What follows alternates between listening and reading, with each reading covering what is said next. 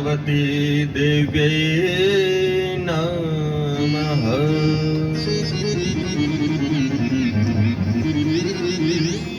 कल तक की कथा कहाँ तक श्रवण करी थी? कल कथा का जब विश्राम हुआ तब तक कथा कहाँ पर हुई थी पूर्णावती? हाँ, माता पार्वती और भगवान शंकर के दो पुत्र। पहले पुत्र का नाम स्कंद कुमार अर्थात कार्तिकेय और दूसरे पुत्र भगवान गणेश जी, जो प्रथम पूज्य माने जाते हैं। आज वहीं से आगे की कथा का श्रवण करें।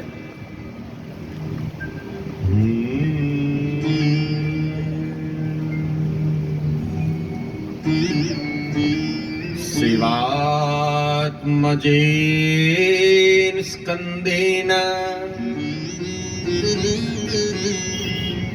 निहते तारकासुरे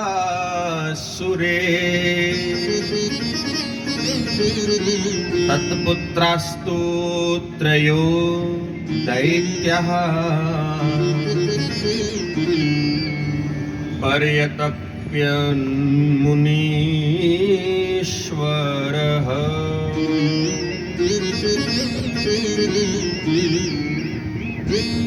तारकाक्षस्तु ततज्येष्ठो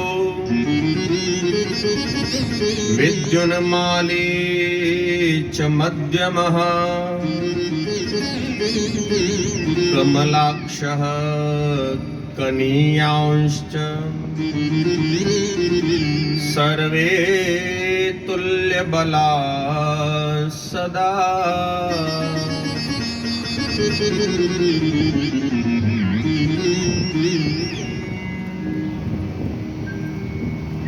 सौनक ऋषि सूत जी महाराज को पूछ रहे कि महाराज, गणेश भगवान के उत्पत्ति के उपरांत शिव कथा में और क्या क्या ऐसे धर्म के मर्मज्ञ जो विषय बताए गए हैं, आप वह सब भी हमें बताने की कृपा करें।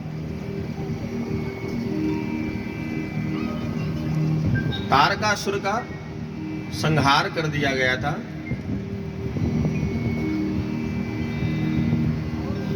अब तारकासुर के 3 पुत्र थे। कितने पुत्र? 3। तीनों पुत्रों का नाम तारकाक्ष, विद्युन्माली और तीसरा कमलाक्ष। 3 पुत्र हुए महाराज।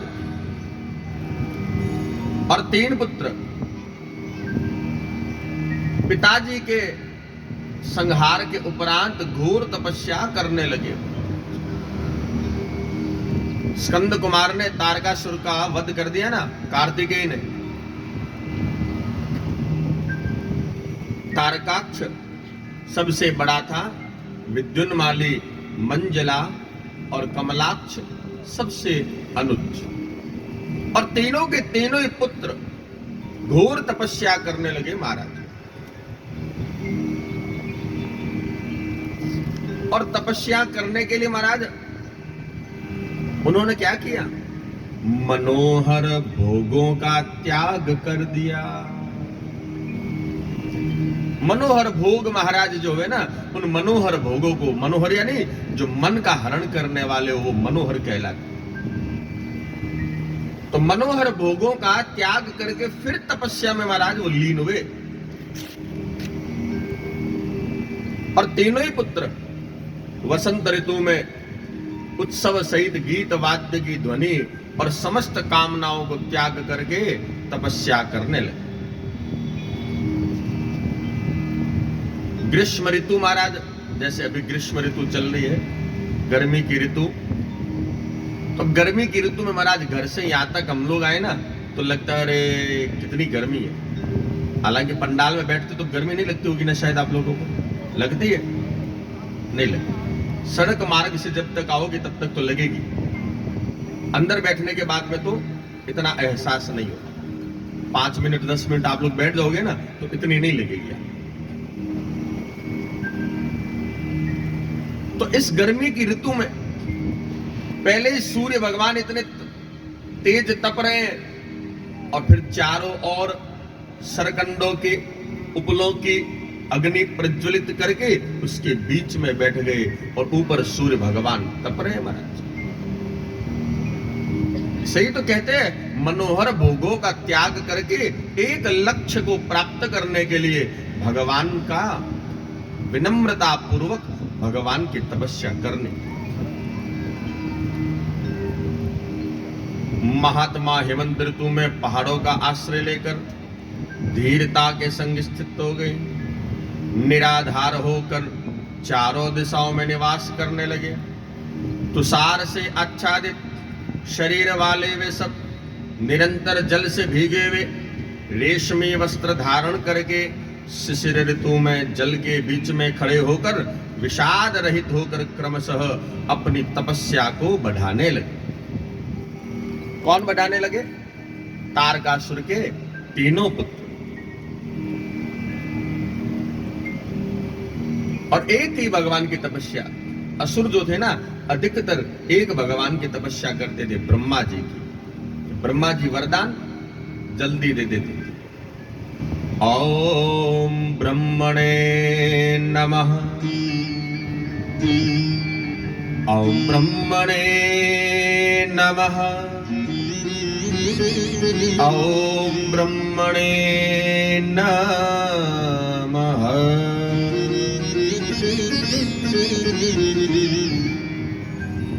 प्रसन्नस्मि महादैत्या युष्माकं तपसा मुने, सर्वं दास्यामि युष्मभ्यं वरम ब्रूत यदीप्सितम्। हे महादैत्यों, आपके तप से मैं प्रसन्न हो गया हूं। आप जो वरदान मांगना चाहें वो वरदान मुझसे मांग लीजिए। सबने हाथ जोड़ा, पितामह को नमस्कार किया, प्रणाम किया और दैत्यों ने कहा आप हमें कोई वरदान देना चाहे तो क्या करें कि आप हमें स्थिर कर देवे, न तो हमें कोई जरा आवे, न रोग आवे, न मृत्यु आवे, हम अजर और अमर हो जावे। तो ब्रह्मा जी ने कहा कि देखो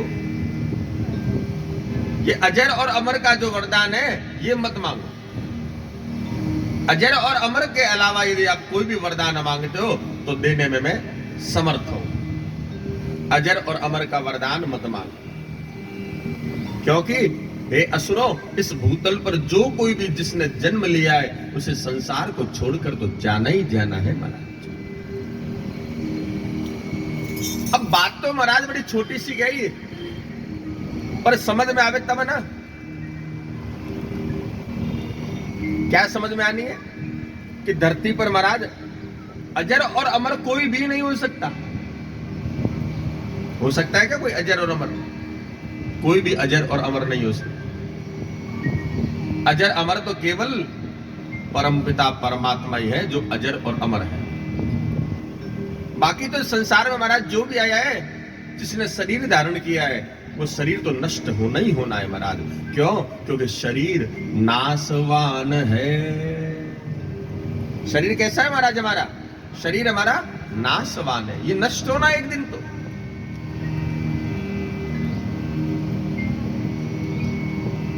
संपीडनाय जगतो यदि स क्रियते तपः, सफलम तदगतं वेद्यं तस्मात् सुविहितं तपः। और देखो तपस्या कैसे कर रहे हो। आप जिस आसन पर बैठे हो इस आसन पर आपको बैठ करके एक ही कार्य करना है। आज कथा का 6वां दिवस है और हम तो पहले दिन से आग्रह कर रहे हैं कि कथा में जब बैठ जाओ तो वार्तालाप निषेध होती है। फिर भी महाराज क्या थोड़ी बोड़ी तो ही जाती है, जी नहीं लागे महाराज, थोड़ी घनी नहीं करा तो जी की कर लागे लोग हैं। और विनोद भी है ये, थोड़ा कथा में विनोद भी होना चाहिए। अब विनोद के लिए तो भगवान के भजन संकीर्तन करते हैं, उसी में ही हमें विनोद करना चाहिए अपना। जिस आसन पर बैठे हो उस आसन पर बैठने का आपका प्रमुख लक्ष्य क्या है, आपकी प्रमुख उद्देश्य क्या है। अब चूंकि असुर थे महाराज, ये तो असुरों का तो महाराज एक ही उद्देश्य रहता था कि तपस्या करेंगे, भगवान से वरदान प्राप्त करेंगे और देवता को ही पीड़ित करेंगे।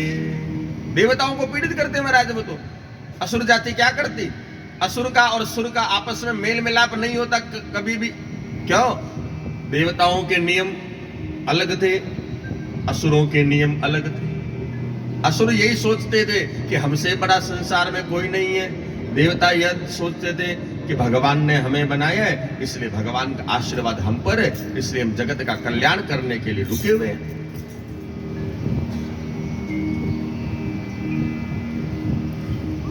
तुम लोग स्वयं अपनी बुद्धि से विचार करके मृत्यु का अतिक्रमण दुर्लभ और दुस्साध्य है। देवता और असुर ऐसा नहीं कर सके। ऐसी मृत्यु के अतिरिक्त तुम कोई भी अन्य वरदान मांग लो।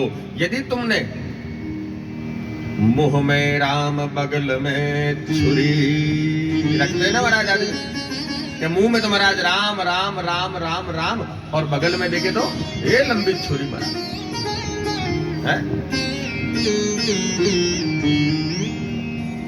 भगवान के नाम का आश्रय लेकर के हमें केवल भगवान के नाम का गुणगान ही पर्याप्त करना चाहिए और उसके अतिरिक्त कोई और विचार प्रश्न करें तो ये हमारे लिए नरक का मार्ग खोलता है। भगवान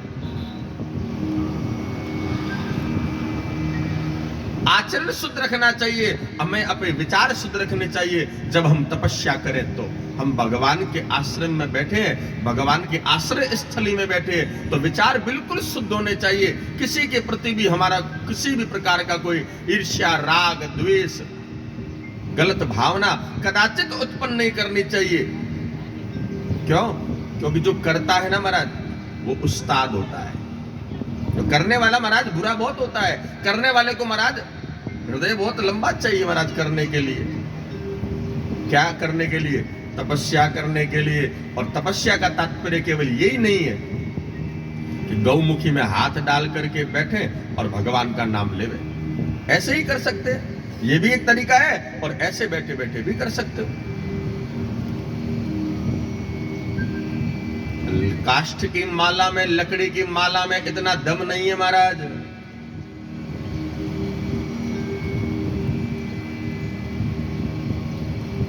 काष्ठ की माला है महाराज, ये लकड़ी की माला में इतना दम नहीं है। माला तो मन की भली, माला तो मन की भली और काठ का भारा, जे माला में दम हुए तो क्यों बेचे बंजारा। माला में दम नहीं है महाराज, काठ की लकड़ी में दम नहीं है, ये तो लकड़ी है महाराज। इसमें दम होता तो महाराज बंजारा बेचता नहीं फिरता महाराज। माला घट में फिरे दिन रात, माला कैसी होनी चाहिए? घट में फिरे दिन रात। मैं माला फेर रहा हूं, मैं माला फेर रहा हूं, मैं माला फेर रहा हूं, नहीं, कहने की जरूरत ही नहीं किसी को। आप अपने घर में बैठे हो और घर में बैठे हो, मंदिर के सामने बैठे हो, नियम है नित्य आपका माला फेरने का। पर क्या करें महाराज, हम लोग गृहस्थ आश्रम में फंसे हुए हैं ना, तो हर चीज का ध्यान रखना पड़ता है हमको। गृहस्थ आश्रम में रहने पर हर चीज का ध्यान रखना पड़ता है।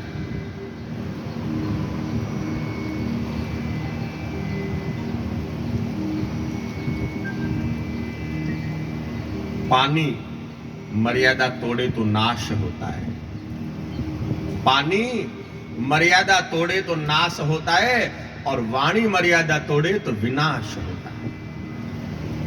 इसलिए वाणी हर समय नियंत्रित होनी चाहिए। हमारे जीवन जितना अनुशासन में रह करके यापन करोगे, भगवान को उतने ही प्रिय लगोगे। ये वाणी ही तो है महाराज। ये वाणी के कारण ही तो बड़े बड़े युद्ध हुए, वाणी के कारण ही तो महाराज महाभारत हुआ, वाणी के कारण ही तो रामायण का चरित्र चित्रण हम सबके सामने प्रस्तुत किया गया। भगवान ने कोई पीड़ा सहन नहीं करी थी। राम जी ने तो इस संसार को दिखाया था कि देखो, एक एक बार सभी संग बीती, एक एक बार सभी संग बीती, तुम जानत हमरे संग बीती। आदमी ये सोचता करे मेरे साथ में ऐसा क्यों होता है। नहीं, राम जी के साथ में भी तो महाराज ऐसा ही हुआ था। हम तो क्या है महाराज, हम तो किस डाल के पंछी हैं। त्रिलोकपति श्री राम जी ने धरती पर जन्म लिया है? त्रिलोकपति श्री कृष्ण ने धरती पर जन्म लिया और काल कोठरी में आना पड़ा। एक बार भगवान कृष्ण जब मामा को कंस को वध कर दिया था ना, तो उसके बाद में माता को छुड़ाने के लिए गए थे, देव की माता को, वसुदेव जी को। तो माता ने कहा कि भाई अरे कन्हैया, 12 वर्ष हो गए तेरे को। भगवान उसमें 12 वर्ष हो गए थे जब माता पिता को छुड़ाया था मथुरा के कारागृह से। कहा कन्हैया, इतने वर्ष कहां चले गए थे तुम, और मुझे कारागृह से मुक्त कराने में तुमने 12 वर्ष लगा दिए।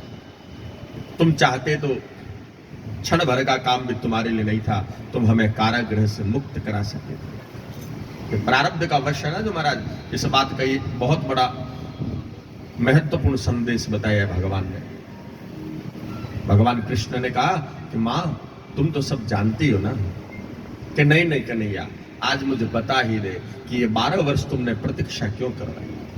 ये 12 वर्ष तुमने मेरे इस कारागृह में त्रिलोकपति की मां होते हुए भी तुमने आज मुझे 12 वर्ष तक इस कारागृह में क्यों तड़पाया। कन्हैया मुस्कुराए। कन्हैया ने कहा महाराज, ए मां, राम अवतार में तुमने भी तो मुझे 14 वर्ष वनवास भेजा था। है? उस समय ये कैकेयी के रूप में थी कि तुमने भी तो मुझे 14 वर्ष वनवास भेजा था। मैं कुछ भी बोला नहीं, मेरा कोई कसूर नहीं था। तो प्रारब्ध का वश जो होता है ना, वो व्यक्ति को ही नहीं देवताओं को भी सहन करना होता है। देवर्षि नारद में महाराज इतनी ताकत थोड़ी थी कि प्रभु श्री हरि को वो शाप दे देवे कि तुम धरती पर जाओ और धरती पर जाकर के स्त्री के वियोग में तड़पो, और हम बंदर जैसे, जो मुझे बंदर का रूप तुमने दिया है श्री हरि, ये बंदर ही तुम्हारी सहायता करेंगे। ऐसा श्री हरि को क्षीर सागर में भगवान विष्णु को देवर्षि नारद ने महाराज श्राप दे दिया, और भगवान श्री हरि ने उस श्राप को भी स्वीकार कर लिया, अंगीकार कर लिया। प्रारब्ध का अवश्य महाराज ये तो देवताओं पर भी नहीं उतरा है, तो हम साधारण मनुष्यों के लिए तो क्या बात है। कार्य जो करता है महाराज उसकी कहानी बनती है, जो कार्य करता है ना उसी की कहानी बनती है, जो नहीं करता है उसके लिए कोई कहानी, कोई लेख, कुछ भी नहीं। और करने वाला महाराज बहुत बुरा होता है।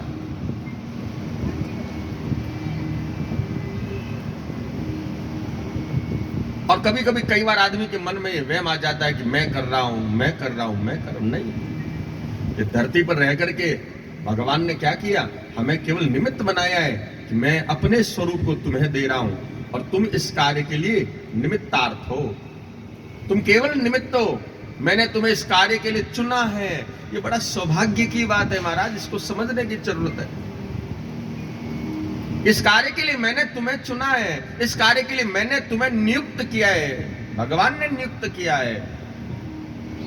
एक साधारण मनुष्य में, साधारण बंदे में इतनी हिमाकत नहीं होती है कि भगवान के कार्य को वो पूर्ण करे। भगवान एक दिव्य दृष्टि देता है, भगवान एक दिव्य प्रकाश देता है, भगवान एक दिव्य ज्योति प्रदान करते हैं, भगवान एक दिव्य तेज प्रदान करते हैं, तब हम जैसे मनुष्य भगवान के कार्य को पूर्ण कर पाते। मैंने किया, मैंने किया, मैंने किया, क्या किया तुमने? ये संसार सागर है महाराज, और इस संसार सागर में करने का जो कार्य है वो केवल और केवल करता है हमारे भगवान। वो कर्ता के कारण ही हम सब कुछ कर पाते हैं। जिस दिन वो कर्ता का हाथ हट जावे महाराज, तो फिर कुछ भी नहीं होता। मन में ये जो अभिमान है, इस अभिमान को नियंत्रण रखने के लिए अब एक बार क्या है कि घर के बाहर एक रोटी मांगने वाली कई बार बाई आती है ना हमारे घर के बाहर, तो भाई साहब रोटी दो कि और पड़े हुए तो दो। तो सासू घर में नहीं, बहू कह दी रोटी को नहीं जा।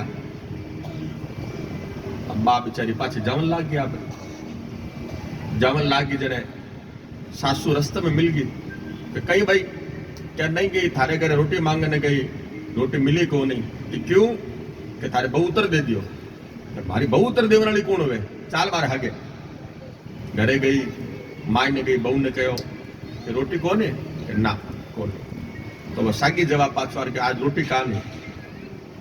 तो बाप मांगने वाली कहो कि भाई थारे बहू हुई तो कहो मैंने कोने, कह रहे ना ना बहू उत्तर देने वाली कौन हुए, उत्तर तो मैं देऊं, सासू तो मैं हूं नहीं, उत्तर देने अधिकार तो मन है। बहू ने अधिकार थोड़ी उत्तर देने दो, तने ना देने अधिकार भी मारे बहू ने थोड़ी, वो तो मन अधिकार है। तो मन में जो अभिमान, मन में जो वहम, मन में हमारे एक किम कर्तव्य विमूढ़, हम अपने कर्तव्य से विमूढ़ होकर के जिस पथ का संचलन, जिस पथ का हम आगमन कर रहे हैं ना, वही हमारे लिए दर्शन को प्रभावित करता है। उस दर्शन को प्रभावित करने वाला है महाराज वो। तारकासुर के तीनों पुत्रों ने महाराज दर्शन को प्रभावित करने का कर्म किया, तभी तो भगवान ने उनको वरदान भी दिया और फिर भगवान ने उनका वध भी किया। दर्शन को प्रभावित मत करो अपने जीवन में कभी भी। दर्शन शास्त्र का नाम सुना आपने? फिलॉसफी, दर्शन शास्त्र, ये हमारे जीवन का वो दर्शन शास्त्र होता है जो हम केवल देख सकते हैं, सुन सकते हैं, महसूस कर सकते हैं और कई बार कर भी सकते हैं, लेकिन वो हमारे नियंत्रण में नहीं होता है हमारा। इसलिए ऋषि मुनियों ने कहा है कि काल करे सो आज कर, आज करे सो अब। कल करने वाला काम आज कर ले, आज करने वाला अभी कर ले भाई। क्यों? कल किसने देखा है? हाँ, हम बात तो करते हैं कि आज नहीं महाराज, कल कथा में जाएंगे। खबर नहीं पल की और बात करे कल की। खबर हमें पल भर की नहीं है महाराज, और बात हम लोग कल की कर लेते हैं कि कल करेंगे, ये कल करेंगे। अगला ही पल किसने देखा है? किसी के पास में ऐसा कोई प्रमाण, ऐसा कोई प्रमाण कह सकता है कि इतने समय तक मैं जीऊंगा महाराज? एक समय की और बात है, जब महाभारत का काल चल रहा था ना, तो धर्मराज युधिष्ठिर बहुत बड़े धर्मात्मा थे। उनसे बड़ा धर्मात्मा तो संसार में कोई हुआ ही नहीं कि उनके द्वार पर कोई आया हो और खाली चला जावे, ऐसा कभी नहीं हुआ। एक दिन एक ब्राह्मण था, ब्राह्मण की बेटी का विवाह था और ब्राह्मण को अपनी पुत्री के विवाह करने के लिए कुछ धन की आवश्यकता थी। धर्मराज युधिष्ठिर के पास में गए, हाथ जोड़े ब्राह्मण देवता ने और कहा कि पुत्री का विवाह है, कुछ धन राशि दे दो ताकि मैं बेटी का विवाह कर लूं। युधिष्ठिर ने कह दिया तो भाई देखो, आज तो मैं राजकाज में व्यस्त हूं, तुम कल आ जाना। ब्राह्मण देवता कुछ बोले नहीं, चले गए। तो ठीक है महाराज जी, कल आ जाऊंगा मैं। वो जैसे वो राज दरबार से बाहर निकल रहे थे और मार्ग में भीम मिल गया। कौन मिल गए? भीम, मंजले भ्राता भीम। अब भीम ने जब ब्राह्मण देवता को देखा तो पूछ लिया कि क्या बात है भाई, हे ब्राह्मण देव, ऐसे खाली हाथ कैसे जा रहे हो? क्या लेने के लिए आए थे? कि नहीं युवराज, मेरी धर्मराज युधिष्ठिर महाराज से बात हो गई है और उन्होंने मुझे कल बुलाया है, क्योंकि आज वो कई कार्य में व्यस्त है, मेरी पुत्री का विवाह है, इसलिए मैं कुछ लेने के लिए आया था। वो महाभारत काल जब चल रहा था ना, तो उस समय में दो प्रकार के नगाड़े हुआ करते थे। नगाड़े समझते हो ना? मंदिरों में नगाड़े होते हैं ना, नगाड़े। एक नगाड़ा तो वो होता था जो पूजा घर में काम प्रयोग लिया जाता था। एक वो नगाड़ा होता था जो कोई युद्ध को जीत कर आते थे ना, तो विजय घोष के नगाड़े अलग हुआ करते थे। और भीम सीधे अंदर चला गया और विजय घोष के नगाड़े करने प्रारंभ कर दिए उसने। सब नगर वालों ने, पूरे राज दरबार में देखा, करे भीम आज विजय घोष का नगाड़ा कर रहा है, यानी कोई युद्ध जीत करके आया है। युधिष्ठिर आदि, अर्जुन, नकुल, सहदेव, मंत्री आदि सब चले गए दौड़े दौड़े कि क्या बात है भीम, हे युवराज, आज विजय घोष के नगाड़े कैसे बजा रहे हो? कि विजय घोष के नगाड़े नहीं बजाऊं तो क्या बजाऊं? मेरे भाई धर्मराज युधिष्ठिर ने काल को जीत लिया। अरे काल को जीत लिया कैसे? कि देखो, ये ब्राह्मण देव आए थे, इन्हें कुछ देना था और इनको कहा कि कल आ जाना, यानी ये बात तो निश्चित हो गई कि कल तक धर्मराज युधिष्ठिर जीवित रहेंगे, कल तक ये ब्राह्मण भी जीवित रहेगा। इन दोनों की गारंटी तो युधिष्ठिर ने ले ही ली, इसलिए मैंने विजय घोष के नगाड़े बजाए हैं। धर्मराज युधिष्ठिर बहुत विद्वान थे, उन्होंने दोनों कान पकड़ लिए भाई के सामने, कहे मुझसे गलती हो गई।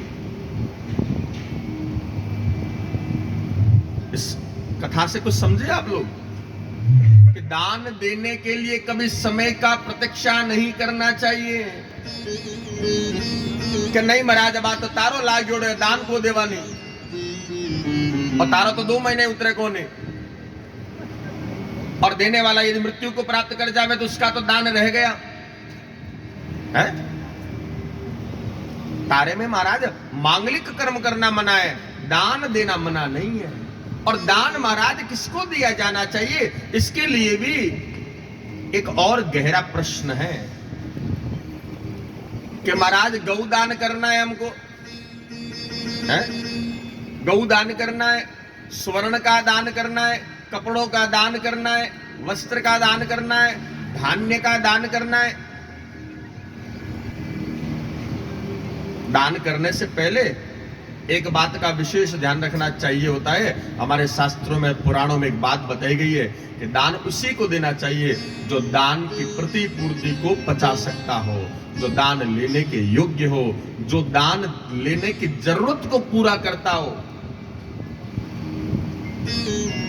आश्रमों में, मठों में महाराज लाखों करोड़ों रुपए पड़े, वहां पर जाकर हम लोग कहें कि महाराज लो ये दान ले लो, वो दान लेने का कोई औचित्य नहीं है। ऐसे ब्राह्मण जिनके पास में दान लेने की योग्यता नहीं हो, अर्थात दान लेने की योग्यता कैसे होगी कि ब्राह्मण वो जो यज्ञोपवीत धारण करके उस यज्ञोपवीत का सदैव पालन करता हो महाराज, वो असल में ब्राह्मण दान लेने के योग्य है। भगवा वस्त्र पहन करके केवल महात्मा बनकर के हम दान लेने के लिए काबिल बन जावे, यह शास्त्रों में कहीं लिखा हुआ नहीं है। 2 दिन पहले भी एक बात बताई थी कि श्राद्ध का समय होता ना, आशोज के महीने के जो 15 दिन पहले वाले होते हैं श्राद्ध का, और श्राद्ध के दिनों में हम लोग महाराज पिताजी का दिन हुए तो ब्राह्मण को बुलाते हैं, और माता जी का, दादी जी का, कोई स्त्री का श्राद्ध हुए तो हम लोग ब्राह्मणी को बुला लेते। सरासर गलत है महाराज ब्राह्मणी को भोजन के लिए बुलाना। श्राद्ध के भोजन में ब्राह्मणी को बुलाना सरासर गलत है। क्यों? क्योंकि ब्राह्मणी उपनीत नहीं है, कंधे पर यज्ञोपवीत ब्राह्मणी के नहीं होती है, संध्या वंदन करने वाली वो नहीं होती है, गायत्री जपने वाली नहीं होती है। इसलिए ब्राह्मणी श्राद्ध के अमान्य भोजन को करने में काबिल नहीं है, योग्य नहीं है महाराज। इसी प्रकार ब्राह्मण भी महाराज दान लेने के लिए वो काबिल होता है, वो योग्य होता है ब्राह्मण, जो ब्राह्मण यज्ञोपवीत को धारण करता है, जो गायत्री मंत्र का संध्या वंदन सहित जप करता है, जो ब्राह्मण की निशानी को निभाता है। ब्राह्मण की निशानी क्या है महाराज? ब्राह्मण की पहली निशानी तिलक, ललाट भाले तिलकम। ललाट भाले तिलकम, जब तक तिलक नहीं है महाराज वो ब्राह्मण कहलाने के योग्य नहीं है। और ऐसा ब्राह्मण जो तिलकधारी नहीं हो तो फिर ऐसे ब्राह्मण का सन्मुख भी नहीं होना चाहिए, ऐसे ब्राह्मण से सन्मुख नहीं होना चाहिए। ऐसे ब्राह्मण आशीर्वाद देने के भी योग्य नहीं माना जाता है। हमारे मार्कंडेय पुराण में इस बात को लिखा गया है। दूसरी निशानी ब्राह्मण की क्या होनी चाहिए? कलाई पर वर्ण होनी चाहिए, मौली वर्ण होनी चाहिए महाराज। क्यों ये मौली क्यों होनी चाहिए? इसलिए होनी चाहिए मौली क्योंकि ब्राह्मण जो होता है वो कर्म कांड भी करता है, वेद पुराण का वाचन भी करता है, कहीं पर भी उसे सुवा सूतक स्पर्श न कर सके। इसलिए ब्राह्मण को जरूरी है कि हर समय अपनी कलाई पर मौली बांध करके, वर्ण बांध करके रखे, क्योंकि वो व्रती होता है महाराज। और व्रती जो होता है ना उसे कलाई पर सदैव मौली बांध करके रखनी चाहिए। तीसरा निशान क्या होता है ब्राह्मण का? तिलक हो गया, मौली हो गई। तीसरा हाँ शिखा, शिखा बंधन, शिखा होनी जरूरी है महाराज। और जब तक शिखा नहीं है तब तक ब्राह्मण कहलाने के योग्य नहीं। और चौथी यज्ञोपवीत। इन चारों ही स्थितियों में ब्राह्मण यदि किसी भी स्थिति का पालन नहीं कर पा रहा है तो फिर वो ब्राह्मण नहीं कहलाता है। और इन चारों में से यदि कोई भी एक स्थिति का पालन नहीं हो रहा है तो फिर वो दान लेने का अधिकारी नहीं है, उसे दान नहीं देना चाहिए। देने वाले को भी दोष लगता है, लेने वाले को भी दोष लगता है। हम लोग मन में सोच लेना महाराज मोने का ही था, मैं तुम्हारा दे दियो, मैं तुम्हारा दान कर दो ना। यह भी लिखा हुआ है शास्त्रों में कि देने वाले को विचार करना चाहिए कि लेने वाला योग्य है कि नहीं है। और सबसे बड़ा अभी ये जो इस समय में जो चल रहा है ना महाराज, ये अभी जो ये घटनाक्रम वर्तमान समय का, इसमें गौदान के लिए महाराज बहुत क्या होता है, भागम भाग रहती महाराज। गौदान ऐसे न तो लेना चाहिए और न ही किसी अन्य को ग्रहण करवाना चाहिए। पहले बिल्कुल जांच परख लेवे कि जिसको दे रहे हैं क्या वो गौ माता को पालन पोषण करेगा कि नहीं करेगा, है? पालन पोषण करेगा कि नहीं करेगा महाराज? समय पर उसका दोहन करेगा, समय पर महाराज उसको चारा डालेगा कि नहीं डालेगा, उसे भोजन देगा कि नहीं देगा। हमने तो बड़े प्रेम भाव से क्या कर दिया कि आप ले जाओ महाराज ये गौदान, लेकिन नहीं महाराज, गौदान को लेने के लिए बहुत विशाल कर्म और बहुत समय दोनों की आवश्यकता होती है महाराज।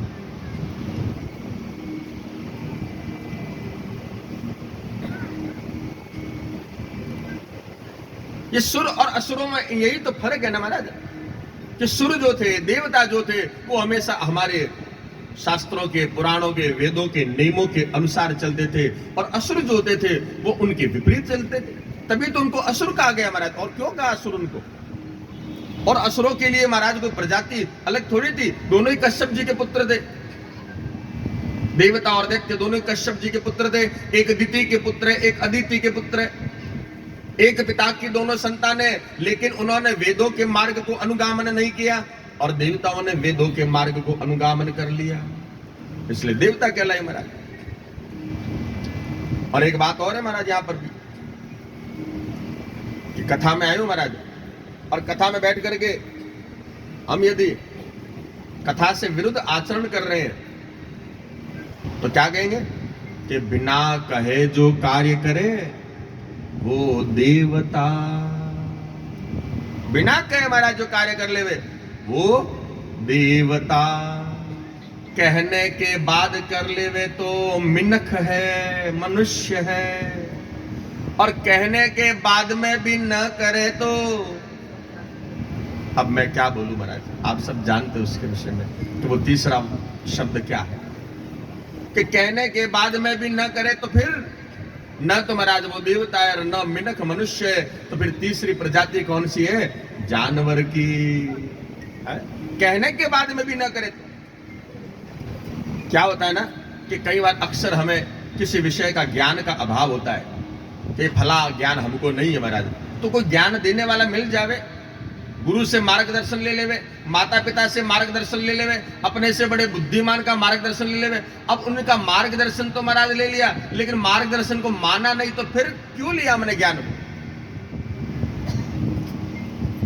बेटी का विवाह जब करने से पूर्व एक सावा निकलवाते हैं कि महाराज बता दो लगन का मुहूर्त कितने बजे है, तो महाराज जी ने तो कह दिया कि शाम को 6 बजे गोदुली वेला में। अब रात को 11 बजे तो बारात आवे महाराज, गोदुली वेला में विवाह हो और रात को 11 बजे तो बारात आवे। अब बताओ फिर वो मुहूर्त क्यों निकलवाया? उस मुहूर्त की हमने महत्ता को कितना प्रतिपादन किया, उस मुहूर्त को हमने कितना माना। वो मुहूर्त तो चला गया, थोड़े दिनों के बाद में महाराज क्या एक नई समस्या लेकर के आते हैं कि महाराज छोरी रे घर में कहीं सुख शांति को नहीं, तो क्या सुख शांति मैंने बताओ? वो सुख शांति का प्रयोजन तो आपने पहले से ही निष्फल कर दिया था, अब सुख शांति की आशा करते हो? कैसे सुख शांति बनेगी? शुभ मुहूर्त में, शुभ लगन में, जहां पर ग्रह नक्षत्र आदि सब देवी देवता उस समय में हमसे प्रसन्न होते, उस समय के मुहूर्त को तो हमने ठुकराया, और जो भूतों का मुहूर्त था महाराज उसमें हमने विवाह कर लिए। अब आगे कुछ कहने की जरूरत ही नहीं है। समय बहुत महाराज महत्वपूर्ण होता है, समय की चाल यह भी बहुत महत्वपूर्ण होती है। समय यानी वक्त। एक आश्रम था, आश्रम में गुरुजी रहते थे। अब यहां पर जो बात है वो थोड़ी सी है उसी समानांतर, जिसमें श्रद्धा और भाव रखना चाहिए कि गुरुजी रहते थे और गुरुजी के सैकड़ों शिष्य थे। एक शिष्य था महाराज जिसका नाम था भोलिया। क्या नाम था? क्या नाम था भाई? है भोलिया। और वो आचरण से भोला था जरा महाराज। सारे शिष्य, जैसे आप लोग सब बैठे हो ना, सारे शिष्य बैठ जाते, ओम स्वस्ति न इंद्रो वृद्धश्रवाः आदि ऐसे मंत्रों का उच्चारण करते, गुरुजी बोलते, और सारे शिष्य उन मंत्रों का अनुस्वार सहित उच्चारण करते। लेकिन भोलिया महाराज गुरुजी की सेवा में रहता। अब वो कहता गुरुजी देखो थे इतना चेलों ने सिखाओ कि थोड़ो घणो मने सिखाओ गुरुजी कि मारे कहीं जीवन न्याल हो जाए महाराज। तो गुरुजी के पास में जाई वो आम, तो गुरुजी कहता जा मारे धोते धोला। अब वो गुरुजी ने धोते धोर लाम तो ले गंगा जी माए, तो धोते धोर लाम तो क्या गुरुजी हमें तो मंत्र दे दो कि जा जा मारो खानो बना, प्रसाद बना मारो। अब बोले रोटियार सब्जी चूरमार हैंग बनाम तो अजय वो रसोई सु फ्री हो राम, तो गुरुजी हमें तो मंत्र दे दो कि जा जा मारो बर्तन मान सारा तू। बोले देखे गुरुजी मैं रोज थारे कने मंत्र मांगू और मन नहीं दो, ऐसे जगह बैठा है यानी सगला ने दे रही हो और मन नहीं दे रही हो। वैसे तो पहले गुरु के प्रति हमारी श्रद्धा का भाव हमें कभी कम नहीं करना चाहिए, गुरु के ऊपर हमें कभी संदेह नहीं करना चाहिए, क्योंकि गुरु तभी मंत्र प्रदान करता है जब शिष्य योग्य होता है? और उस समय गुरु अपने आप कृपा कर देता है महाराज को। तो बोलिया रोज मंत्र मांगता, गुरुजी कहते अभी नहीं बाद में, फिर सुबह सुबह मांगता, कभी दोपहर में मांगता, कभी रात में पग दबाता दबाता मांगता। गुरुजी कहता अभी नहीं बाद में दूंगा मंत्र तेरे को। एक दिन गुरुजी सुबह सुबह शौच करने के लिए जंगल गए और वो बोलिया दौड़ा दौड़ा दौड़ा महाराज गुरुजी के पीछे। अबे बोलिया एनी टाइम आयो रे, मंत्र लेना है, शौच करने के लिए जा रहा हूं। तो गुरुजी ने कहा बखत देखे ना बेबखत जा। क्या कह दिया? बखत देखे ना बेबखत जा, इतना कह दिया। और भोले ने सोचा कि यही ज मंत्र है? अब आसन लगा लिया और आसन लगा करके बकत देखे ना बेबकत, बकत देखे ना बेबकत, बकत देखे ना बेबकत, बकत देखे ना बेबकत, बकत देखे ना बेबकत, मंत्र रट्टा मारना चालू कर दिया। गुरु जी का काम करना शुरू कर दिया। अब गुरु जी से मांग नहीं रहा है। गुरु जी देखो कई दिन हो गया भोले मंत्र नहीं मांग रही है?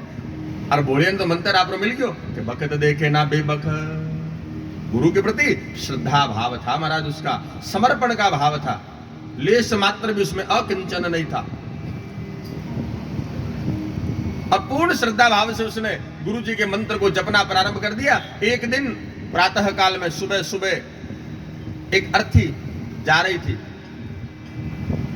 एक युवक की जो अभी 17-18 वर्षों का ही था, युवक की अर्थी ले जा रहे थे लोग। राम राम सत्य है कह रहे थे, तो बोलिया बैठा आसन पर पूछ रहा है, कह रहे भाई कहने ले जाओ सिद्ध जाओ। कह रहे डफा दिखा कौन तने? राम राम सत्य कांधे पर लेट जावा देना, कहीं कट जाया करे आदमी। कोई बारात में जावे रे हैं? बारात में जावे नहीं है कोई कांधे पर लेट जावे? कहता ठीक है थे कर रोको तो शरीर ने। रोक्यो रे रोक्यो रे तो जानते आदमी ने कहते रोक्यो कोई? कह रहे एक बार मारे क्या रोको तो शरीर। रोक लिया उन्होंने। वो 4 जने जो कंधे पर थे ना वो तो आगे चल पड़े। 2-4 जना कोई ला रहे कि हाँ बोले ने जाना में, और गुरु जी रो तगड़ो शिष्य है कि रोक लो। रोक क्यों? अर्थी रोक ली। अर्थी रोक कर क्या भैया कहीं करो पंडित जी? कि देखो सरी अब बार करूं तुको मैं। अर्थी में ऊपर जो युवक सो रही हो तो नहीं, मेरे खने गयो और कान में बोलियो बखत देखे ना बेबखत। और महाराज वो खड़ा हो गया आदमी, कह रहे अभी तेरे जाने का समय नहीं है, बखत देखे ना बेबखत। तू चला गया और वो आदमी खड़ा हो गया। और जैसे ही महाराज वो खड़ा हुआ, चारों ओर महाराज भोले की जय, भोले की जय, भोले की जय। अब कंधे पर उठा लिया महाराज उसने, और कंधे पर उठाकर गुरु जी के आश्रम तक ले गए कि वाह महाराज क्या बोलिया शिष्य आपने तैयार किया महाराज। मरियोड़े ने जिवाई दियो महाराज देखो।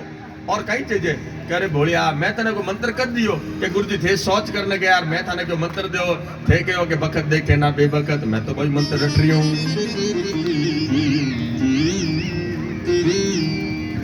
तो समय काल परिस्थिति कहीं ना कहीं श्रद्धा और भाव होना चाहिए महाराज। अब आदमी कैसे पहचाना जाता है, आदमी कैसे अपने कार्य को लेकर के प्रकाशमान बनता है, ये भी महाराज समझना बहुत जरूरी है। ये जो पोटलियां लेकर के हो कोई यहां पर न चढ़ाए, अपने पास रखे भी है ना। अब आदमी पहचाना कैसे जाएगा महाराज? कैसे पहचाना जाएगा भाई? पहचाना भी कैसे जाएगा और बदनाम भी कैसे होगा? 2 ही कारण होते हैं। पहचाना जाता है अपने लक्षण से और बदनाम होता है कुलक्षण से। 2 ही कारण होते हैं ना महाराज। तो एक बार एक गांव में एक बाबूजी आ, और बाबूजी ने कही है कि काम एक ही हो कि जोड़ियो कांधे पर धरोड़ो और घर घर जाऊं आटो मांग लाऊंता। क्या करता? आटो मांग लाऊंता, घर घर जाऊं तार आटो मांग लाऊंता। आटो भेड़ो जाऊं तो समझा ने जने आपने रोटियों बना ले तार, कहीं दाल साग हो जैसे बना आपने जीम लेता, क्योंकि लारे आके बाबूजी रो कोई हो को नहीं। अब बाबूजी यहाँ कहीं बरसाऊं कहीं है कि घूम रहा था।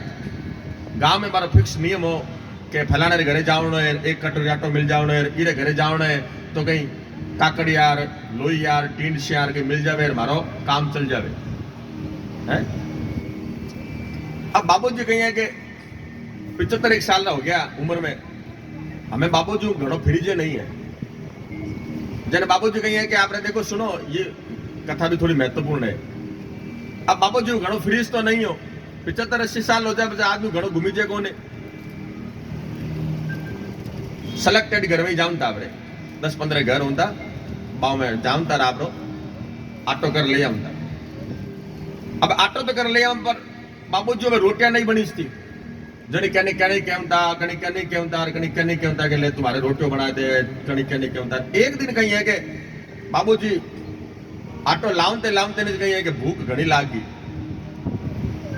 भूख लागी जने एक बाई छोटी कोई 18-19 साल की कोई बाईसा ने कहो कि ले भाई आटो देव को नहीं कहीं क्या लो बाबूजी थाने कौन मना करे आटे वास्ते बताओ कि देख तू मना आज आटो तो दे पर आटो मारलो जी कोई नहीं झोली वालो ओई तू ले और मारे रोटियों बना दे कि मारे तो रोटियों बना दे कि 2-3 दिन मैंने रोटियों बनावनी नहीं पड़े।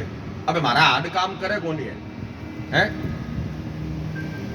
भाई क्यों के लो महाराज बाबू जी बाहर बैठो बाहर थारे रोटियों बनाए दूं। अब आपने लई दिनों जगायो चूल्हो जगायो और रोटियों बनाव लगे। बाबूजी आप एक माचे पर बैठ गया हमें बाबूजी करे गई बैठा बैठा अतया करे अब अतया तो करे ना महाराज पर इसका भी तो साथ में प्रयोग करना चाहिए ना बुद्धि का भी तो कि बात वो करनी चाहिए जिससे किसी प्रकार का अपने को या सामने वाले को कोई नुकसान नहीं। अब बाबूजी पूछो के भाई अब थारे धीनो दापोर कहीं है भाई थारे मजूरी और साधन कहीं है कि बाबूजी एक भैंस है ये भैंसों में दूध मिले ये दूध मैं दही जमा लूर फिर माखन नितार लूर और घी बना लूर और छाछ भी बना लूर बेच बेचार हमारा काम निकल जाए बाबूजी। अब बाबूजी कहीं है कि आइडियो लगाने लग गया कहीं आइडियो लगावे एक भैंस है इतो किलो दूध रोज आवे। आदमी अपने से दुखी थोड़ी होता है पड़ोसी के सुख से महाराज ज्यादा दुखी होता है अपने से दुखी नहीं होता है। आप तो महाराज चोखो ही लगे कि लाखों करोड़ों पड़िया बैंक माने है तो मारा ही जे पर जो पड़ोसी ने जी को सुख आ जावे नहीं वो महाराज कहीं अपन घणो दुखी करे दुखे तो वही जे असल ने माने।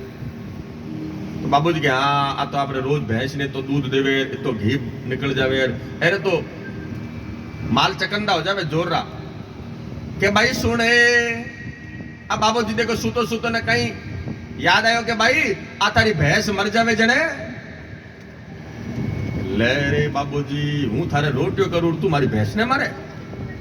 अब वो गिलो आटो उसणती भाई बाबड़ी गिलो आटो उसणती जी अब उसणती सगड़ो कहीं है कि भी झोले में पाछो गाल दियो और दियो बाबूजी ले जा रे थारे को रोटियो बनाओ नहीं बात नहीं मारी भैंस ने मारे हैं वो तो थारो काम करूं तू मारे एडी काम ना करे रे बाबूजी जा।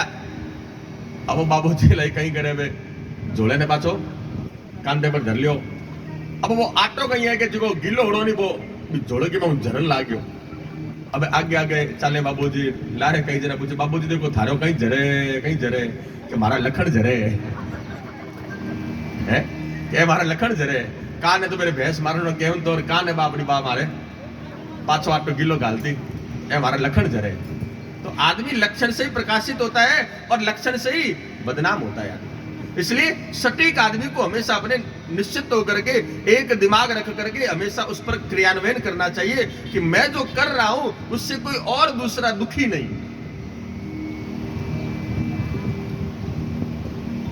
सुख देने की तो महाराज हमारे पास में कितनी कामनाएं होती है कितनी हमारे पास में मार्ग होते हैं यह तो हमारे पास में तय नहीं है लेकिन किसी को दुखी करने के लिए हमारे पास में बहुत जल्दी दिमाग में हमारे कुछ बातें आती रहती है। और देवताओं के पास में क्या था कि महाराज हमें किसी से कोई परेशानी नहीं है और दैत्यों के मन में हमेशा यही रहता कि हम लोग देवताओं को परेशान कैसे करें दुखी कैसे करें। तो तारकासुर के 3 पुत्रों का नाम किसको याद है बताओ। 1 2 बस बोलो भाई थे बोलो कहीं नाम तारकाक्ष कमलाक्ष तीसरा नाम विद्युन्माल। हाँ चलो इतने जने भक्तजनों में 2 माताएं ने मतलब इन तारकासुर के पुत्रों का नाम याद तो रखा। एक बार इनके लिए करतल ध्वनि करते हुए स्वागत करो।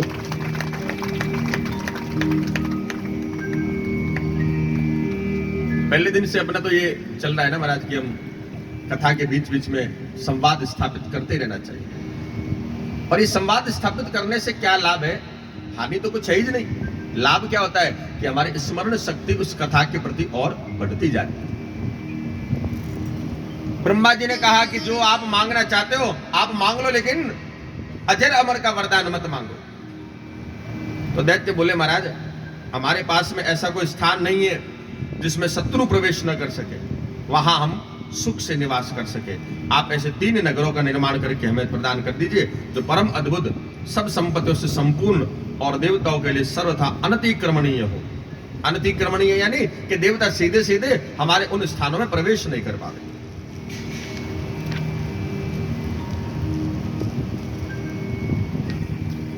ब्रह्मा जी ने कह दिया एवं वस्तु। ब्राह्मण मध्याह्न काल में अभिजीत मुहूर्त में चंद्रमा पुष्य नक्षत्र पर हो, आकाश में नीले बादलों पर स्थित होकर ये 3 पूर्व क्रमशः एक एक करते हुए लोगों की दृष्टि से ओझल रही।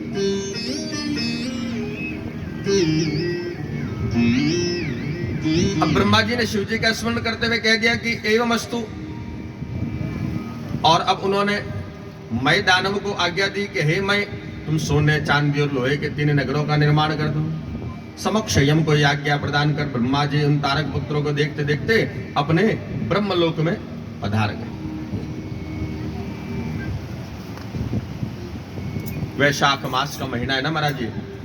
वैशाख के महीने में बताया गया है कि 12 महीनों में हम दान पुण्य करते हैं, लेकिन वैशाख के महीने में जो किया गया दान पुण्य होता है वो हम सब के लिए अखंड भागी बनता है। वैसे तो दान कोई भी किया जा सकता है, लेकिन वैशाख के महीने में सबसे अधिक दान का जो क्रम बताया गया है वो पहला तो है जल का दान। जल का दान, जल का दान करना चाहिए महाराज, सबसे अधिक है जल का दान। ये पानी के जितने भी कैंपर रखवाए जा रहे हैं ना, कोई भक्त ने तो महाराज इसके लिए हाँ भरी हुई है, तो जल का दान करना सबसे श्रेष्ठ है महाराज। दूसरा छाता का दान, ब्राह्मण को और किसी सर्वत्र जो पात्र हो उसको छाते का दान करना महाराज बहुत अखंडनीय माना जाता है। तीसरा दान पगरखी का दान, पगरखी यानी जूते चप्पल प्रदान करना। और ये 3 दान तो बताई गई है। इनके अलावा जो दान बताए गए हैं कि कथा में हम जब जावे, मंदिर में जावे,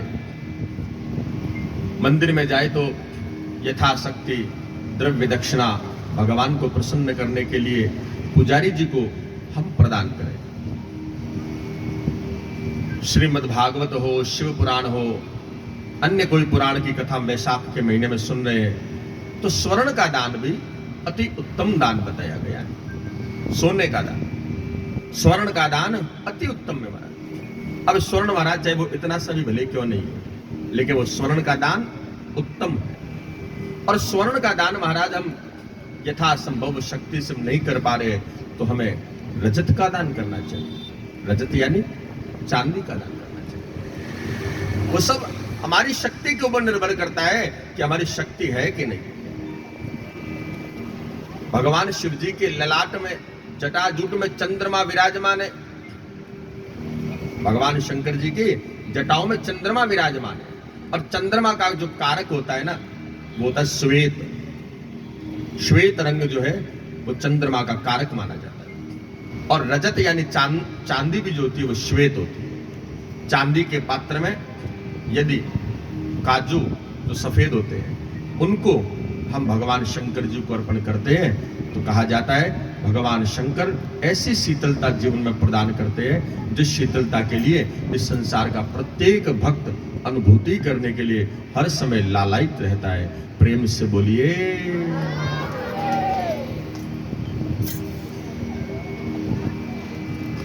तीनों नगर महाराज अलग अलग बसा दिए।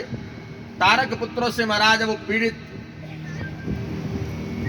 अब देवता लोग पुनः पीड़ित हो गए, ब्रह्मा जी के पास चले गए, परामर्श किया है और भगवान शंकर की स्तुति करी।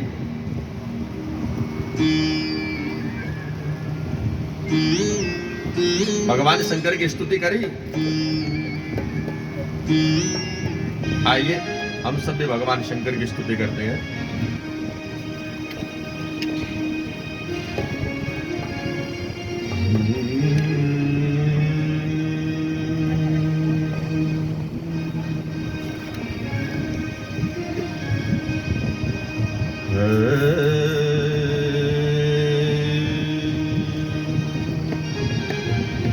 बोलो शंकर भगवान की जय हो।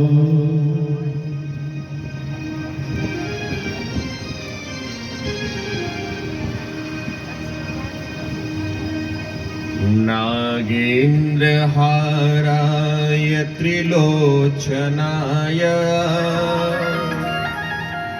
भस्मांगरागाय महेश्वराय नागेन्द्रहाराय त्रिलोचनाय भस्मांगरागाय महेश्वराय नित्याय शुद्धाय दिगंबराय तस्मै नकाराय नमः शिवाय। नित्याय शुद्धाय दिगंबराय तस्मै नकाराय नमः शिवाय। तस्मै नकाराय नमः शिवाय। तस्मै नकाराय नमः शिवाय। जय हो।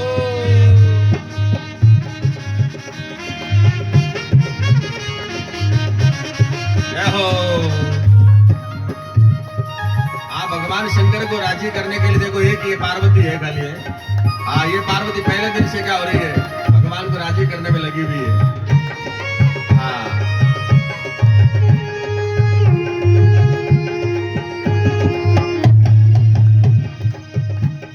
नित्याय शुद्धा मंदाकिनी सलिल चंदन चर्चिताय नंदीश्वर प्रमथनाथ महेश्वराय। मंदाकिनी सलिल चंदन चर्चिताय नंदीश्वर प्रमथनाथ महेश्वराय। मंदार पुष्प बहु पुष्प सुपूजिताय। मंदार पुष्प बहु पुष्प सुपूजिताय तस्मै मकाराय नमः शिवाय। तस्मै मकाराय नमः शिवाय। तस्मै मकाराय नमः शिवाय। तस्मै मकाराय नमः शिवाय।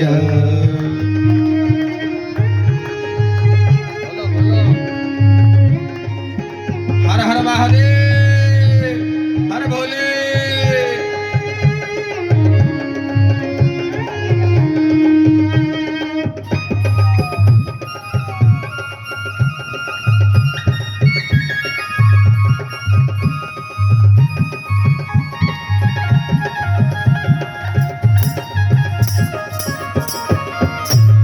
शिवाय गौरी वदनाब्ज वृंद सूर्याय दक्षाध्वरनाशकाय।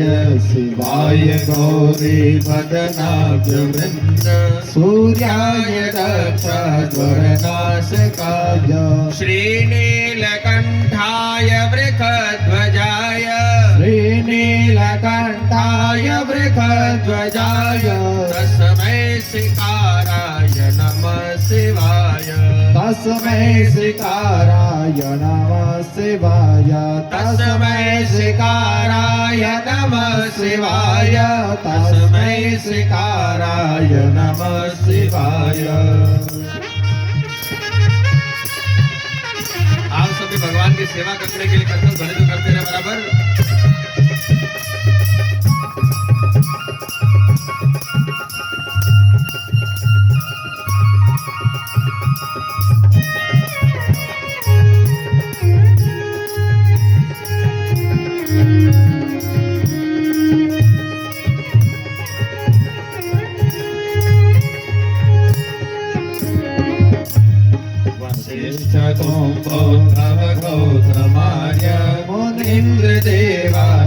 शेखराय।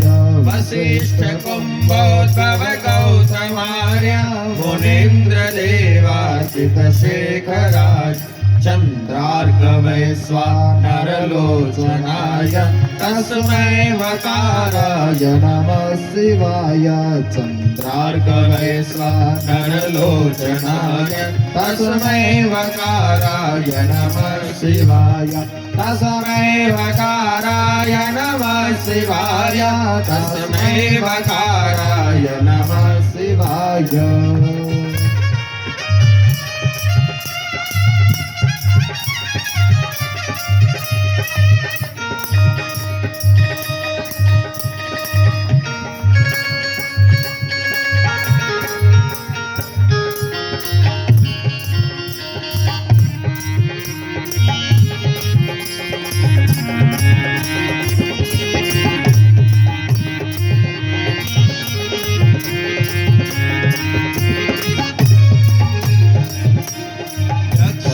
स्वरूपाय जटाधराय विनाशहर्षाय सनातनाय यक्ष स्वरूपाय जटाधराय पिनाकहस्ताय सनातनाय दिव्याय देवाय दिगंबराय तस्मै यकाराय नमः शिवाय दिव्याय देवाय दिगंबराय तस्मै यकाराय नमः शिवाय तस्मै यकाराय नमः शिवाय तस्मै यकाराय नमः शिवाय तस्मै यकाराय नमः शिवाय तस्मै यकाराय नमः शिवाय नागेन्द्रहाराय त्रिलोचनाय भस्मांगरागाय महेश्वराय नागेन्द्रहाराय त्रिलोचनाय भस्मांगरागाय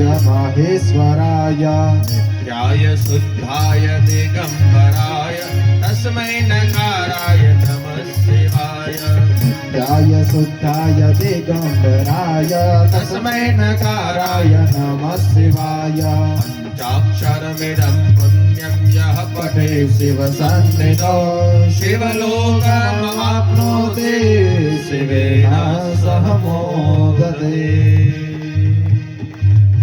बोलो शंकर भगवान की जय हो।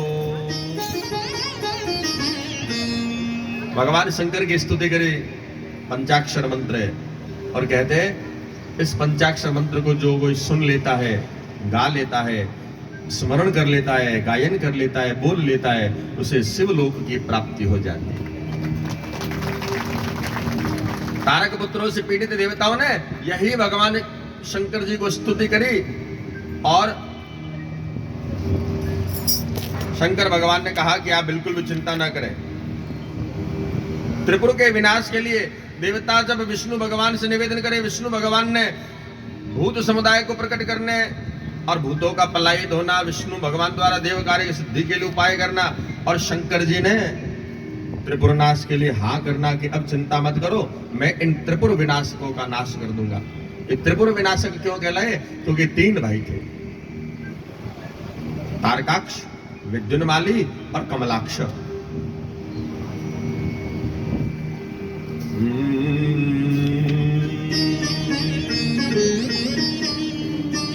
मायावी यति के द्वारा अपने धर्म का उपदेश त्रिपुर वासियों का उसे स्वीकार करना और वेद धर्म के नष्ट हो जाने से त्रिपुर में अधर्मांचरण की प्रवृत्ति। असुरों का महाराज यही तो नकारात्मक पहलू था कि धर्मांचरण से जल्दी शून्य हो जाते थे। धर्म का आचरण करने में महाराज वे हमेशा पीछे रहते थे। धर्म का आचरण पूछ तो लेते महाराज कि धर्म का आचरण कैसे करना है, लेकिन धर्म का आचरण करने से पीछे रहते महाराज वो। ये उनका नकारात्मक पहलू हुआ करता था, इसलिए हमेशा देवता उन पर भारी पड़ते थे। अधर्मांचरण की प्रवृत्ति। भगवान शिव जी ने त्रिपुर विनाश के लिए दिव्य रथ आदि के निर्माण के लिए विष्णु भगवान को कहा कि हे विष्णु भगवान, अब आप रथ बनवाइए जिसमें सवार होकर के, जिसमें आरूढ़ होकर के त्रिपुर का विनाश कर सके। ब्रह्मा जी को सारथी बनाया, भगवान शंकर दिव्य रथ में आरूढ़ हुए, अपने गणों को संग में लिया, नंदी आदि, वीरभद्र आदि मुख्य मुख्य गणों को संग में लिया और त्रिपुर वध के लिए प्रस्थान किया। और भगवान शिव देवगण और उस समय देख रहे थे। अथाह भगवान रुद्रो देवानालोक्य शंकरः पशूनामाधिपत्यं मे नद्वं हन्मि ततो सुरा।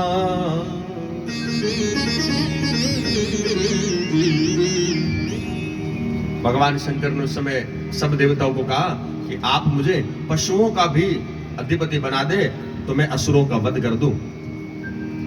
और सब देवताओं ने भगवान शंकर को एक नाम और दे दिया। बोलो पशुपतिनाथ भगवान की। जय हो। है ना, नेपाल में काठमांडू में भगवान पशुपतिनाथ, पशुपति, पशुओं का अधिपति बनाया महाराज देवताओं ने भगवान शंकर को, इसलिए उनका नाम पशुपतिनाथ हुआ। पशु भाव को प्राप्त होने पर भी आप लोगों का पात नहीं होगा। मेरी बात सुनिए और पशु भाव से अपने को मुक्त कीजिए। जो दिव्य पाशुपात व्रत का आचरण करेगा वो पशुत्व से मुक्त हो जाएगा। हे श्रेष्ठ देवताओं, जो अन्य लोग भी मेरे पशु व्रत का आचरण करेंगे वे पशुत्व से मुक्त हो जाएंगे, इसमें कोई संशय नहीं है।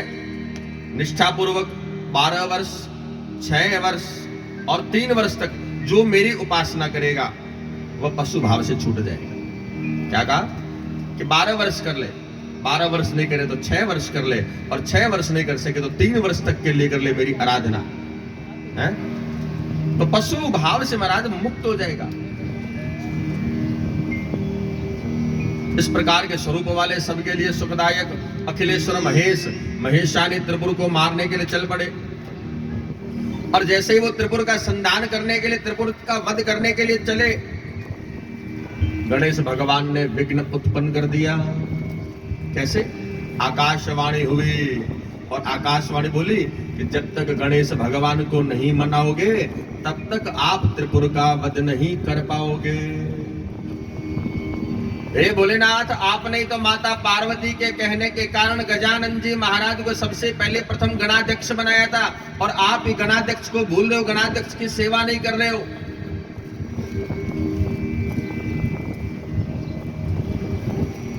हे सौनक ऋषियों,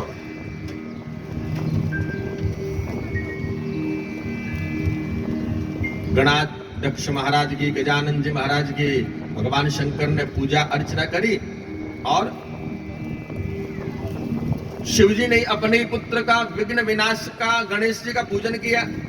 और अभिजीत मुहूर्त में तीनों पुर एकत्र हुए, और शिव जी के द्वारा जब युद्ध के लिए ललकारा गया तो तीनों के तीनों पुत्र भगवान शंकर पर युद्ध करने के लिए आतुर हो गए महाराज।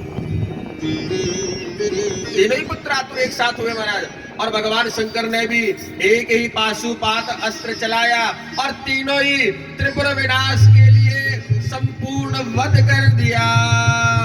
और जैसे ही त्रिपुर विनाश हुआ महाराज, पुष्पों की वर्षा होने लगी भगवान शंकर पर, ढोल नगाड़े दुत्तुबिया बजने लगे, चारों ओर जयकार होने लगी। बोलो शंकर भगवान की।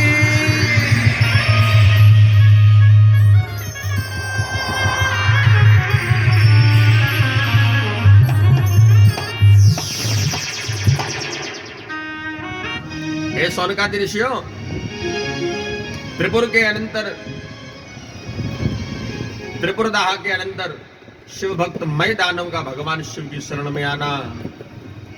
मय दानव जो था ना पहले, वो भगवान शंकर जी की शरण में आ गया। उसी ने तो तीनों इन असुरों के लिए अलग अलग विश्वकर्मा जी की सहायता से अलग अलग महल बनाए थे। मय दानव भगवान शिव की शरण में आया और शिव जी ने अपनी भक्ति प्रदान करके उसे वितल लोक में निवास करने की आज्ञा प्रदान कर, जाओ अब तुम वितल लोक में चले जाओ मय दानव। और जैसे ही भगवान त्रिपुर जी त्रिपुर का वध करके जब आ रहे थे तो बृहस्पति और इंद्र शिव का दर्शन करने के लिए कैलाश की ओर निकले। सर्वज्ञ शिव ने उनकी परीक्षा ली कि बृहस्पति जी और इंद्र, इन दोनों की परीक्षा लेता हूं। दिगंबर जटाधारी रूप धारण करके मार्ग को रोका क्रुद्ध इंद्र के द्वारा उन पर वज्र प्रहार की चेष्टा, और शंकर जी के द्वारा जैसे ही वो भगवान पर प्रहार करने का प्रयत्न कर रहे थे और भगवान शंकर ने उनकी भुजाओं को वायु मार्ग में ही अवस्थित कर दिया। जैसे वो ऐसे चला रहे थे और वैसे ही उनका हाथ वहीं पर रह गया। वायु मार्ग के माध्यम से जैसे वो भगवान शंकर पर हाथ चला रहे थे और भगवान शंकर ने वहीं पर उनके हाथों को स्तंभित कर दिया, वहीं पर रोक दिया महाराज।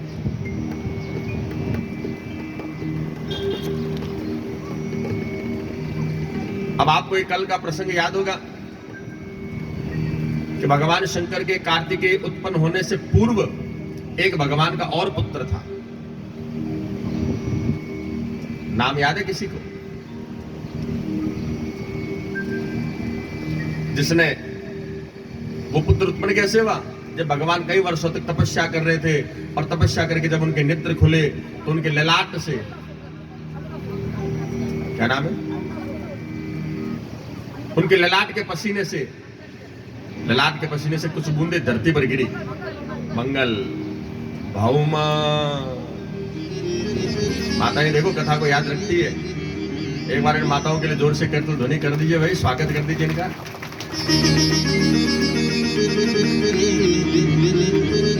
कथा को तो याद रखना ही चाहिए ना, कथा तो याद रखना ही योग्य, स्मरण करने योग्य ही बताई गई है।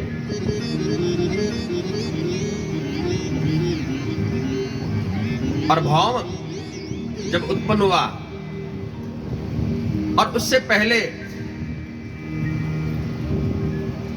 भगवान श्री महादेव जी के नेत्र में काम बाण चलाया कामदेव के द्वारा, तो जो वडवा रूप जो अग्नि निकले नेत्र ज्वाला के द्वारा, वो कहां प्रक्षिप्त करी गई थी? ब्रह्मा जी ने उस अग्नि को कहां ले जाकर के रखा था? याद आया? समुद्र में रखवाया था ना। हाँ, तो समुद्र में जब रखवाया, समुद्र को कहा कि ये आज से आप इसको धारण करेंगे, तो वहां एक बालक और उत्पन्न हुआ था जिसका नाम था जलंधर। जलंधर था ना बालक।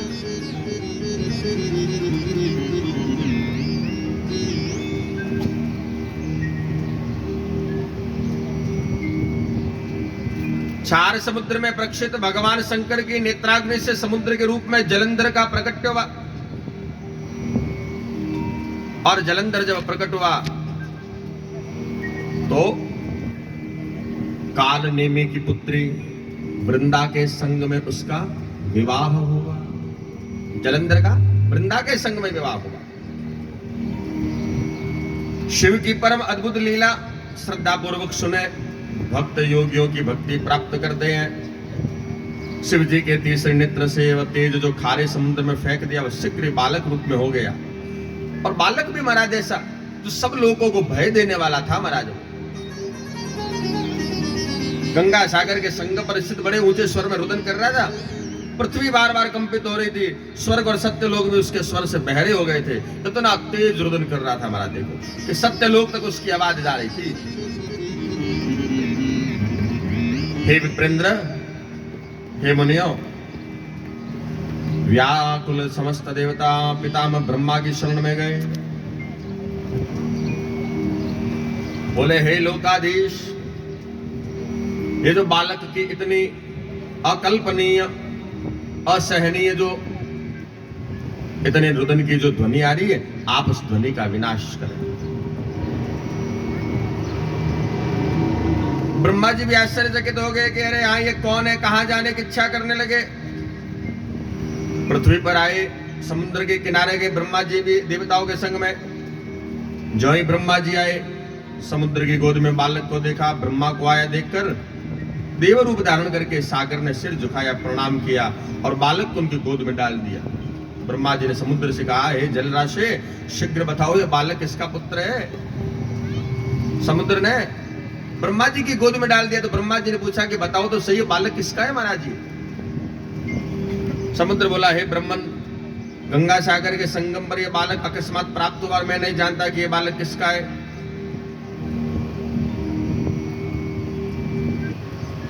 तो ब्रह्मा जी ने कहा जल में उत्पन्न हुआ है, जल को धारण करने वाला है, इसलिए इसका नाम जलंधर। इस समय तरुण सर्वशास्त्र संवेता महापराक्रमी धैर्यवान रण द्रुमद योद्धा माना जाता है। यह बालक समस्त दैत्यों का अधिपति माना जाएगा और विष्णु भगवान को भी जीतने वाला होगा। इसका पराभव कभी नहीं होगा। क्यों? भगवान शंकर की क्रोधाग्नि के वडवा रूप से यह बालक उत्पन्न हुआ है, इसलिए विष्णु भगवान भी इसे हरा नहीं पाएंगे महाराज।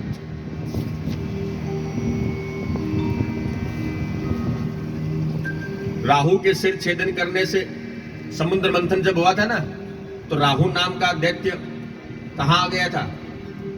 देवताओं की पंक्ति में बैठ गया था वेश बदल करके। तो राहु का भगवान श्री हरि ने सिर छेदन कर दिया, तो ऊपर का शरीर तो राहु बन गया, नीचे वाला भाग केतु बन गया।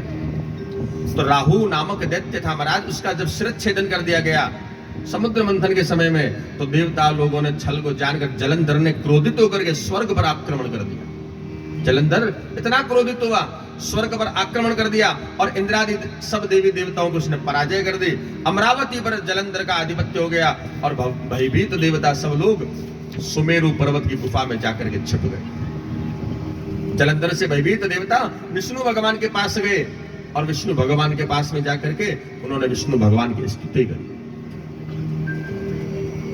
विष्णु सहित देवताओं का जलंधर की सेना के साथ में भयंकर युद्ध होना, विष्णु सहित समस्त देवताओं का जलंधर के संग में युद्ध करना, विष्णु और जलंधर के युद्ध में जलंधर के पराक्रम से संतुष्ट विष्णु का देवों और लक्ष्मी सहित उसके नगर में निवास करना महाराज।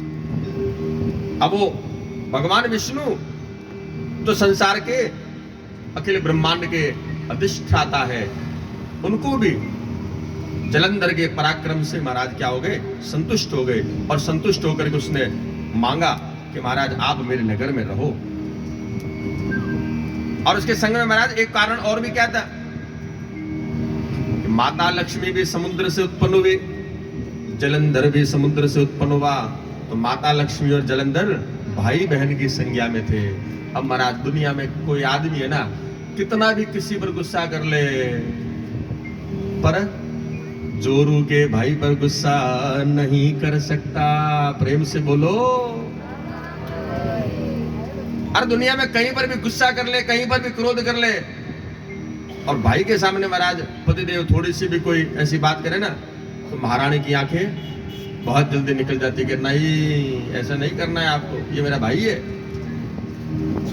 और क्या करे बेचारे, फिर भाई ने भले चाहे गलती भी कितनी कर दी हो, पर वो भाई को दंड दे नहीं सकते। क्यों? जलंधर को भी भगवान विष्णु ने दंड नहीं दिया।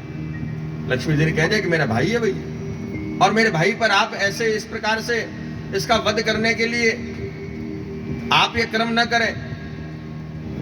विष्णु और जलंधर के युद्ध में जलंधर के पराक्रम से संतुष्ट हो गए और विष्णु भगवान देवताओं सहित लक्ष्मी जी सहित जलंधर के नगर में अब रहने लगे। जलंधर के आधिपत्य में रहने वाले दुखी देवताओं के द्वारा पुनः शंकर भगवान की स्तुति की गई। शंकर जी ने देवर्षि नारद को जलंधर के पास भेजा, देवताओं को आश्वस्त करके नारद जी का जलंधर की सभा में जाना।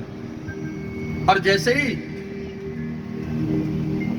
जलंधर की सभा में देवर्षि नारद गए तो ऐसा ऐश्वर्य देखा, और उस समय नारद जी ने पार्वती माता का रूप का, पार्वती माता के रूप सौंदर्य का उस जलंधर के सामने उन्होंने बखान कर दिया। और जलंधर ने क्या किया? पार्वती माता को प्राप्त करने के लिए अब उसने वासना उत्पन्न कर ली अपने मन में कि मुझे तो पार्वती माता ही चाहिए। कामवश उसने पार्वती माता को हरण कर लिया, हरण करने का प्रयत्न किया।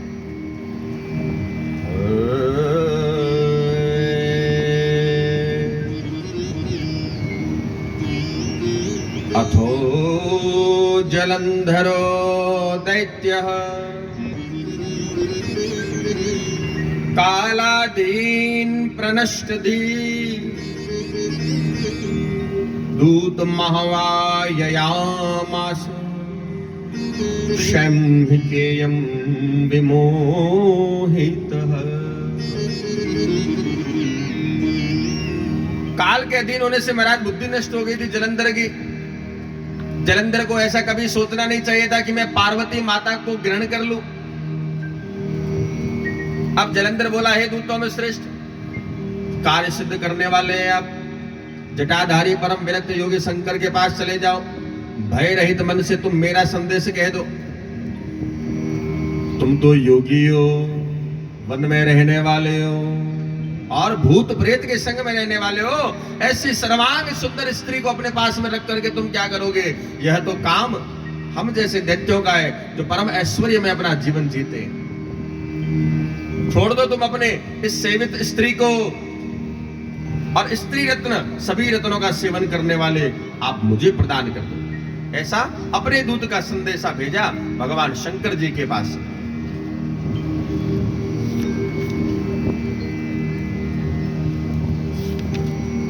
दूत के द्वारा कैलाश का वृतांत जानकर जलंधर का अपनी सेना को युद्ध का आदेश दे देना। दूत गया भगवान शंकर जी के पास में, और जैसे वहां पर उसने कैलाश का जो वृतांत देखा कि कितने बड़े बड़े भगवान शंकर के गण, कितने बड़े भगवान शंकर के दूत यहाँ पर भगवान शंकर की रक्षा करने के लिए, भगवान शंकर की सेवा में हर समय तत्पर है, और कितना विशाल वृतांत कैलाश लोक का है, सारा का सारा जाकर के जलंधर को सुनाया। जलंधर समझ गया कि ऐसे तो मैं पार्वती को प्राप्त नहीं कर सकता, पार्वती को प्राप्त करना है तो मुझे भगवान शंकर से युद्ध ही करना पड़ेगा। अपनी सेना को जलंधर ने युद्ध का आदेश दे दिया, शिवगणों को भी भगवान शंकर ने युद्ध का आदेश दे दिया। अब शिवगण और जलंधर की सेना का युद्ध हुआ। शिव जी के द्वारा कृत्या को उत्पन्न करना और कृत्या के द्वारा शुक्राचार्य जी को छिपा लेना। कृत्या उत्पन्न हुई महाराज। कृत्या यानी एक ऐसी देवी जो देवताओं के द्वारा उत्पन्न की जाती है। कृत्या, वो कृत्या देवी देवताओं के द्वारा उत्पन्न की जाती है, और वह कभी सात्विक रूप में भी होती है, देवी के रूप में भी होती है, तो कभी तामसी यानी राक्षसी के रूप में भी प्रकट हो सकती है। तो सात्विक और तामसिक दोनों प्रकार से कृत्याओं का उत्पन्न किया जाता है। यहां पर भगवान शंकर ने कृत्या को उत्पन्न किया, और कृत्या को उत्पन्न कर दी उसने शुक्राचार्य को सबसे पहले छिपाया। क्योंकि शुक्राचार्य क्या थे? दैत्यों के गुरु। वे उन्हें नवीन नई कुछ विद्याएं सिखाते, जिससे वे देवताओं पर क्या करते? प्रहार करते, आक्रमण करते।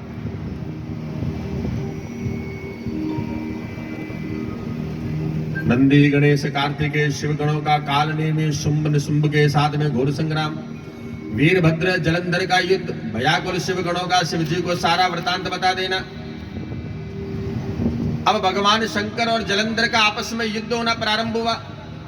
जलंधर द्वारा गंधर्वी माया से शिव जी को मोहित करके शीघ्र ही वो पार्वती के पास में पहुंचना चाह रहा था कि मैं कैसे करके शिव जी को मोहित कर लूं, और शिव जी को मोहित करके अब मैं पार्वती के पास में पहुंच जाऊं। पार्वती माता जलंधर की उस मायावी कृत्य को जान गई थी कि मायावीर है ये, और मायावीर अपनी माया रचेगा। उसकी माया को जान करके मां पार्वती अदृश्य हो गई, और भगवान विष्णु को जलंधर पत्नी वृंदा के पास में जाने के लिए कहा।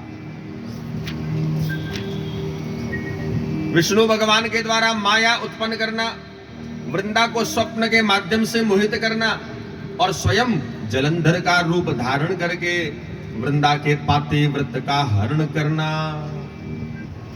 ऐसे महाराज जलंधर मरता नहीं ना, जलंधर को ऐसे मार नहीं दिया जा सकता था, क्योंकि वृंदा महाराज सती थी, और सती के सतीत्व के बल पर उसके पति के जीवन का हरण नहीं किया जा सकता। हे भगवान, हे सर्वज्ञ, हे वक्ताओं में श्रेष्ठ। अब विष्णु भगवान ने क्या किया?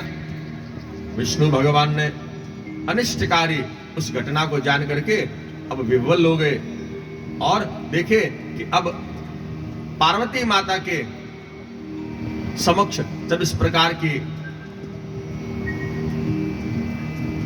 यह अप्रकटनीय समस्या आई है, तो अब इसको हम हल करने के लिए उन्होंने, पार्वती माता ने कह दिया कि विष्णु भगवान, आप जलंधर की जो पत्नी है वृंदा, उसके शील का हरण कर लो, उसके चरित्र का हरण कर लो आप।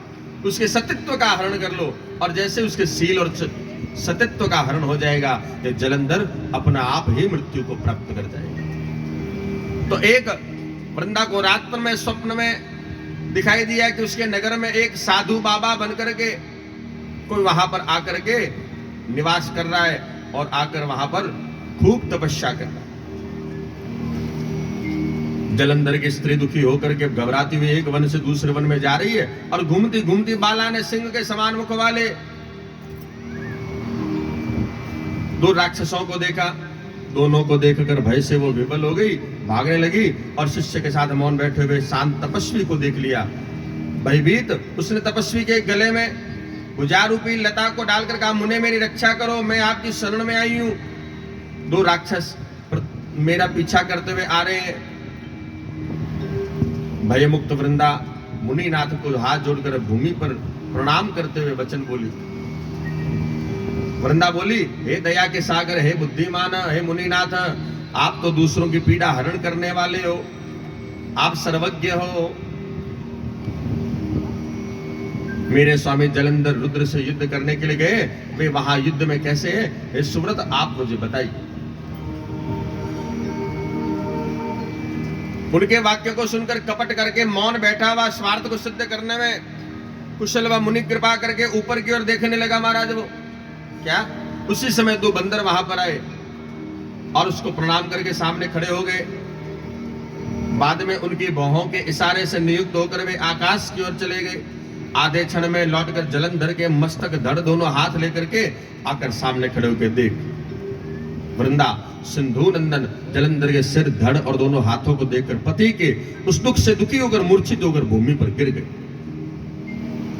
भगवान ने सारी माया रची थी महाराज, विष्णु भगवान ने बंदरों के हाथों से महाराज जलंधर के स्वरूप सा एक स्वरूप, गर्दन, धड़, दोनों हाथ, भुजाएं सब कुछ काट करके ले आए। वृंदा बोले, प्रभु जो आप पहले सुख की बात सुनाकर मुझे प्रसन्न किया करते थे, वही आज आप अपनी निरापराध पत्नी से बोलते क्यों नहीं है? मैंने आपको पूर्व में भी कहा था कि शिव परब्रह्म है, परंतु आपने रुद्र के तत्व को जानकर नहीं जानकर मेरे वाक्य को स्वीकार नहीं किया। धर्म परायण पत्नी बार बार कह रही थी महाराज। वृंदा मुनिश्रेष्ठ को प्रणाम करके हाथ जोड़ कर बोली कि आप दूसरों का उपकार करने वाले हो, आपका मैं आदर करती हूं,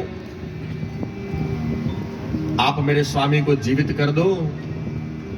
हे मुनीश्वर, मैं समझती हूं कि आप पुनः इनको जीवित करने में समर्थ है, इसलिए मेरे प्राणनाथ को आप जीवित कर दो।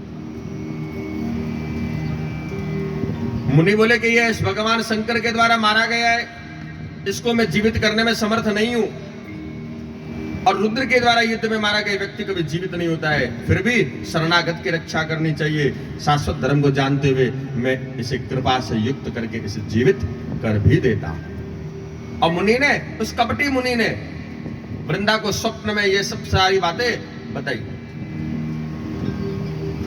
हे मुनिवर, सब मायावियों से श्रेष्ठ मुनि रूपी भगवान विष्णु ने ऐसा कहकर उनके पति को जीवित करके वहां से चले गए।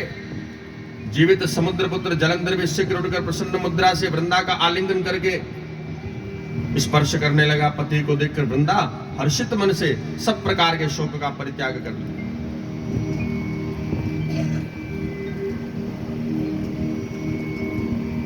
पति को देखकर वृंदा ने हर्षित मन से सभी प्रकार के शोक का परित्याग कर दिया और घटना को स्वप्न के समान उसने समझा, और प्रसन्नचित काम का उदय होने पर वन के मध्य में उसके साथ बहुत दिनों तक उस पुरुष के संग में विहार करती रही। एक बार सहवास के अंत में विष्णु भगवान के रूप में जानकर अब वो क्रोध से फटकार रही है, अरे परस्त्रीगामी हरि। वो मुनि और वो जलंधर के रूप में और कोई नहीं, वो भगवान विष्णु ही थे जिन्होंने वृंदा का शील हरण किया महाराज। अब वृंदा क्या बोल रही है? अधिक तदेवं हरे शीलम परदाराभिगामिनः ज्ञातोऽसि त्वं मया सम्यक् माये प्रत्यक्षतापसः।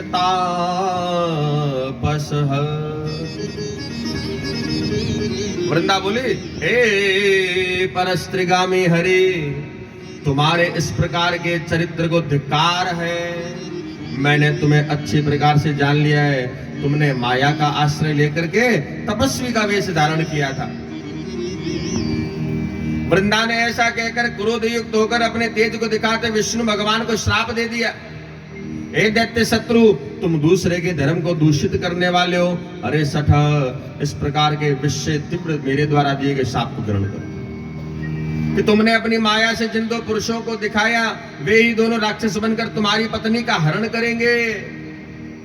वृंदा ने क्या शाप दिया कि जिन राक्षसों को तुमने मुझे स्वप्न में दिखाया था, वे ही दोनों राक्षस बन करके तुम्हारी पत्नी का हरण करेंगे।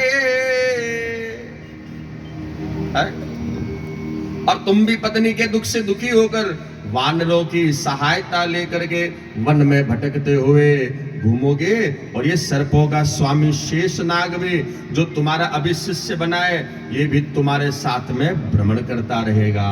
ऐसा श्राप वृंदा ने भगवान श्री हरि को प्रदान कर दिया। ये शेषनाग के रूप में आपका शिष्य बना हुआ मतलब कौन? भाई लक्ष्मण, ये भी तेरे संग में घूमता रहेगा। ऐसा श्राप वृंदा ने दे दिया उन्हें। दैत्यराज जलंधर, भगवान शिव का घोर संग्राम, भगवान शिव के द्वारा चक्र से जलंधर का शिरच्छेदन और जलंधर का तेज शिव में प्रविष्ट हो जाना और जलंधर वध से जगत में सर्वत्र शांति का विस्तार हुआ। बोलो शंकर भगवान की। और चारों ओर भगवान शंकर पर पुष्पों की वर्षा होने लगी। ढोल नगाड़े दुंदुभिया बजने लगे, जय जयकार होने लगी।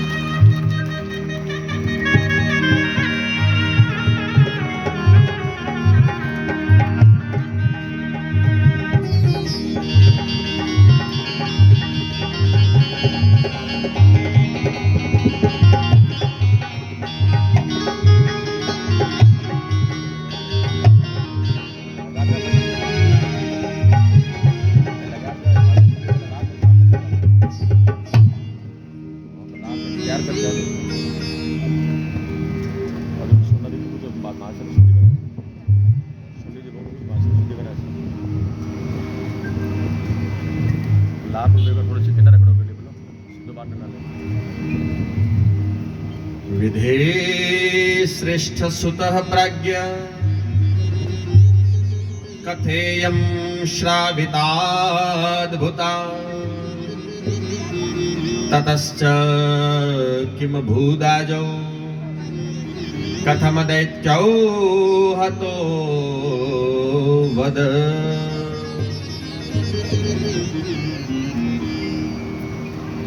अब विष्णु भगवान ने मोह भंग के लिए शंकर जी की प्रेरणा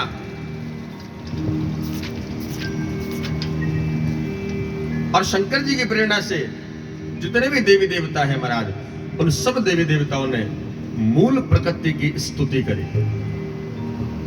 ब्रह्मपुत्र नमस्तेस्तु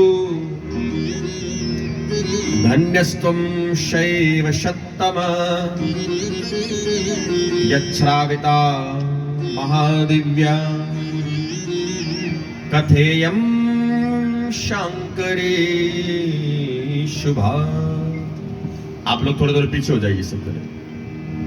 हाँ, आगे जो बैठे हो ना, थोड़े थोड़े पीछे हो जाइए बस, ताकि अब हमारे सामने त्रिगुणात्मिका शक्ति, देवताओं के द्वारा जो मूल प्रकृति त्रिगुणात्मिका शक्ति का वर्णन किया गया, स्मरण किया गया, आज उसी के स्वरूप को ही हम सब यहाँ पर प्रकट कर रहे हैं। नर चीती ना हो ये जगत में, हर चीती तत्काल हो। आप लोगों को जो कल एक पोटली बनाने के लिए बोला गया था, सब जने लाए हो? कौन कौन नहीं लाया वो बताओ। लाया कौन नहीं है वो हाथ खड़े करो। नहीं लाए हो आप लोग? कल आपको ये बताया था ना कि इसको करने से क्या होगा। किसी का धन धान्य में कमी नहीं रहेगी। व्यापार जिन जिन के घरों में है, व्यापार, दुकानें, फैक्ट्रियां, सब के सब आनंद पूर्वक उसमें वृद्धि होती रहेगी। अभी भी देखो जो नहीं लाए हो, इधर भी कोई नहीं लाया है क्या? जरा बताओ कौन नहीं लाया है? है? यदि अभी भी कोई बात नहीं, मेरी बात सुनिए, आपके पास में 10 मिनट का समय है, आप चाहते हो कि हमें इस प्रयोग में भागीदार बनना है, तो कपड़ा तो देखो आपको यहां से मिलेगा नहीं, आप मौली चाहो तो उस 108 रुपये के ऊपर मौली बांध करके भी अर्पण कर सकते हो। यदि अब करोगे अभी तो कल आपको भी वह पोटली पुनः मिल जाएगी, क्योंकि लक्ष्मी जी हमेशा उसी को ही मिलती है, लक्ष्मी जी का आशीर्वाद उसी को ही मिलता है जो लक्ष्मी जी का स्वयं पहले दान करता है। आज आप अर्पण करेंगे और कल वही पोटली, उसमें से कुछ धनराशि जो आपके हितार्थ है वो आप लोगों को प्रदान कर दी जाएगी। या देवी सर्वभूतेषु, या देवी सर्वभूतेषु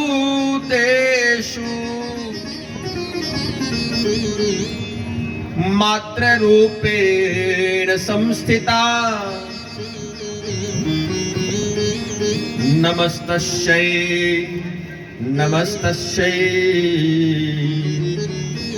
नमस्तस्यै नमो नमः।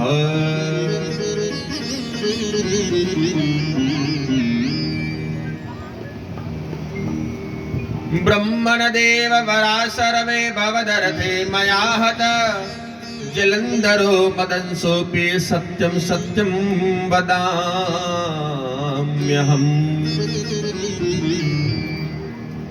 अब देवता सब बोले, हे महादेव, हे देव, आपने शत्रुओं से हमारी रक्षा करी है, किंतु एक बात और है, हे नाथ, भगवान विष्णु ने बड़े प्रयत्न के साथ वृंदा को मोहित किया और शीघ्र ही वह अग्नि में भस्म होकर परम गति को प्राप्त हुई, किंतु इस समय वृंदा के लावण्य पर आसक्त हुए विष्णु मोहित होकर उसकी चिता का भस्म धारण करते वे आपकी माया से विमोहित हो गए। महाराज भगवान विष्णु ने कभी चिता की भस्म लगाई महाराज, कभी ऐसा सुना?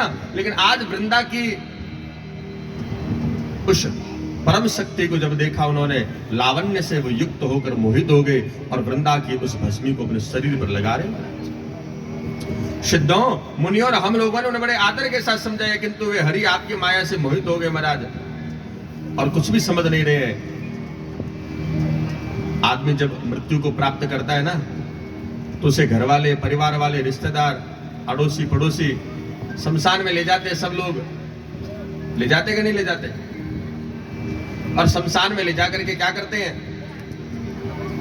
शमशान में ले जाकर के उसे जला देते हैं। और जलाते समय जब हम लोग देखते हैं ना, तो मन में हमारे भी एक ही भाव आता है, अरे एक दिन सबको जाना है। और जैसे ही शमशान से बाहर आकर के स्नान करते हैं, सब भूल जाते हैं वापस, है? भूल जाते हैं महाराज बाहर आते ही। भगवान शंकर बोले, आप लोग मेरी बात को सुने।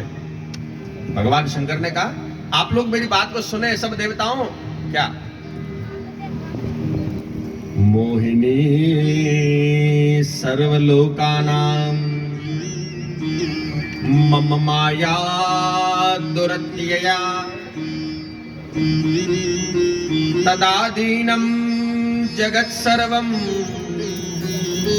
यद्देवा सुरमानुसम्।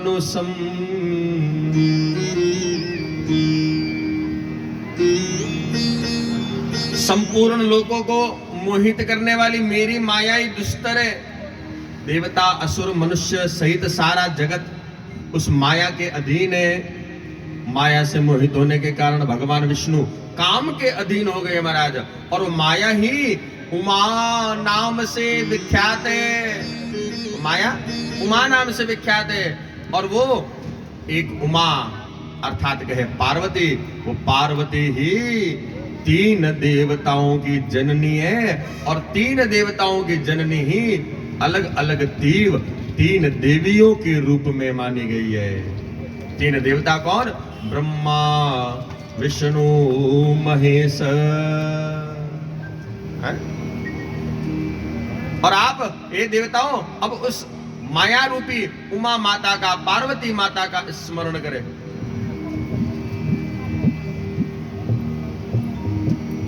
अब तीनों के तीनों देवता का स्मरण करने के लिए, तीनों ही देवताओं का स्मरण करने के लिए, तीनों ही जगत जननियों का स्मरण करने के लिए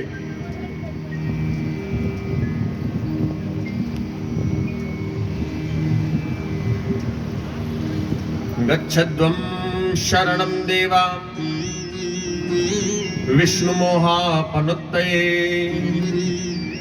शरण्यां मोहिनी मायां शिवाख्यां सर्वकामदाम्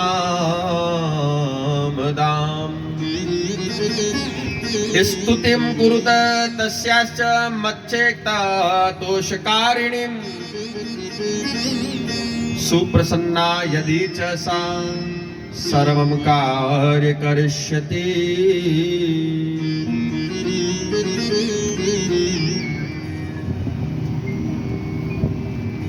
अब उन्होंने मां जगदंबा का, तीन शक्तियों का स्मरण करना प्रारंभ कर दिया। अम्बे आश लगाए तेरे द्वार है, अम्बे आस लगाए तेरे द्वार है, तेरो ही भरोसो मैया तेरो ही आधार। हाँ तेरो ही भरोसा मैया तेरो ही आधार है, तेरो ही आधार है। अम्बे आस लगाए तेरे द्वार है, तेरो ही भरोसा मैया तेरो ही आधार है, तेरो ही आधार है। जय हो। तेरो ही आधार है। महाकाली, महालक्ष्मी, महासरस्वती माता की।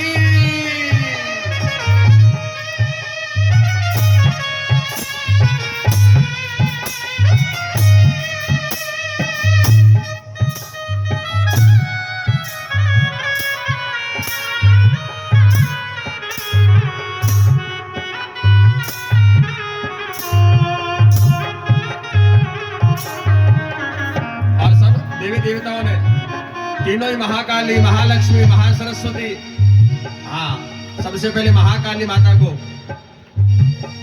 सबसे पहले महाकाली माता को उन्होंने स्मरण किया। शीश मुकुट कानों में कुंडल गल विच पुष्पन की माला, शीश मुकुट कानों में कुंडल गल विच पुष्पन की माला, भाल चंद्रमा कमल लोचनी आभूषण पहिने आला, भाल चंद्रमा कमल लोचनी आभूषण पहिने। तेरे मुख मंडल पर चमके तेज अपार है, तेरो ही भरोसो मैया तेरो ही आधार है, तेरो ही आधार है। बोलो महाकाली माता की। ढोल नगाड़े बजाते हुए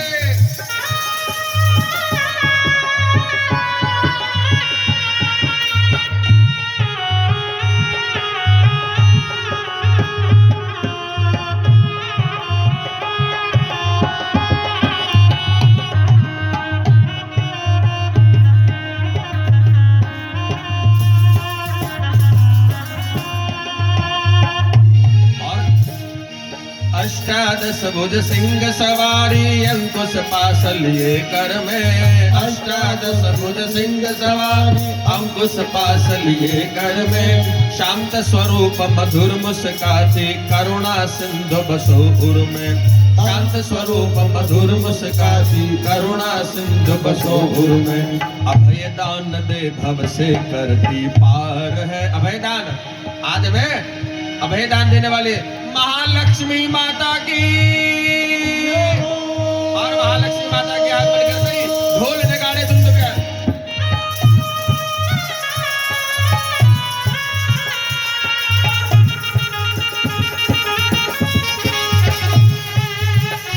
बोलो महालक्ष्मी माता की।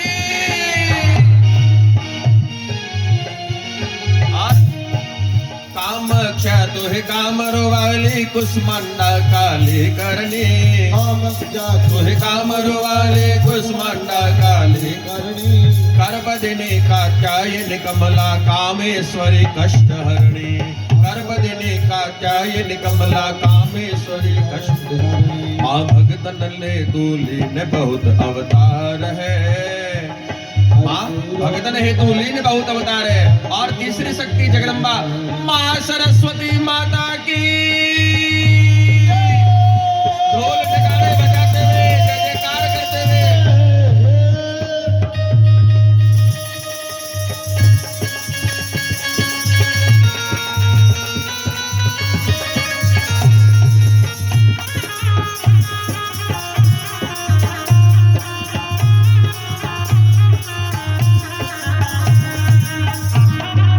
बोलो महासरस्वती माता की जय। और सुरवर मुन जन दुर्ग संहारण तेरा शरणा मातुलिया। सुरवर मुन जन दुर्ग संहारण तेरा शरणा मातुलिया। शाकंबरी रूप धर तूने अन्न जल का दुख दूर किया। शाकंबरी रूप धर तूने अंजल का दुख दूर किया। असुर मार किया। असुरों को किसने मारा? भगवान शंकर भोलेनाथ की। दोनों हाथों से कर्तव्य करते हुए भोलेनाथ बाबा की जय हो।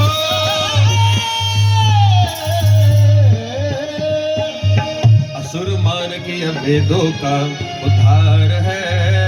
तेरो ही भरोसो मैया तेरो ही आधार है। तेरो ही आधार है। तेरो ही आधार है। तेरो ही आधार है।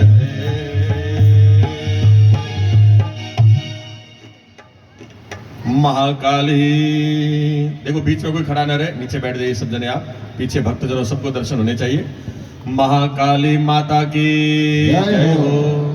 महालक्ष्मी माता की जय हो। महासरस्वती माता की जय हो। शंकर भोलेनाथ की जय हो।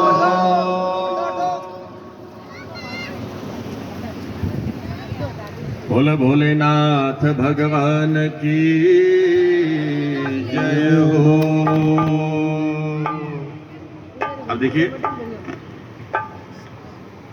जो भक्तजन अपनी अपने तरफ से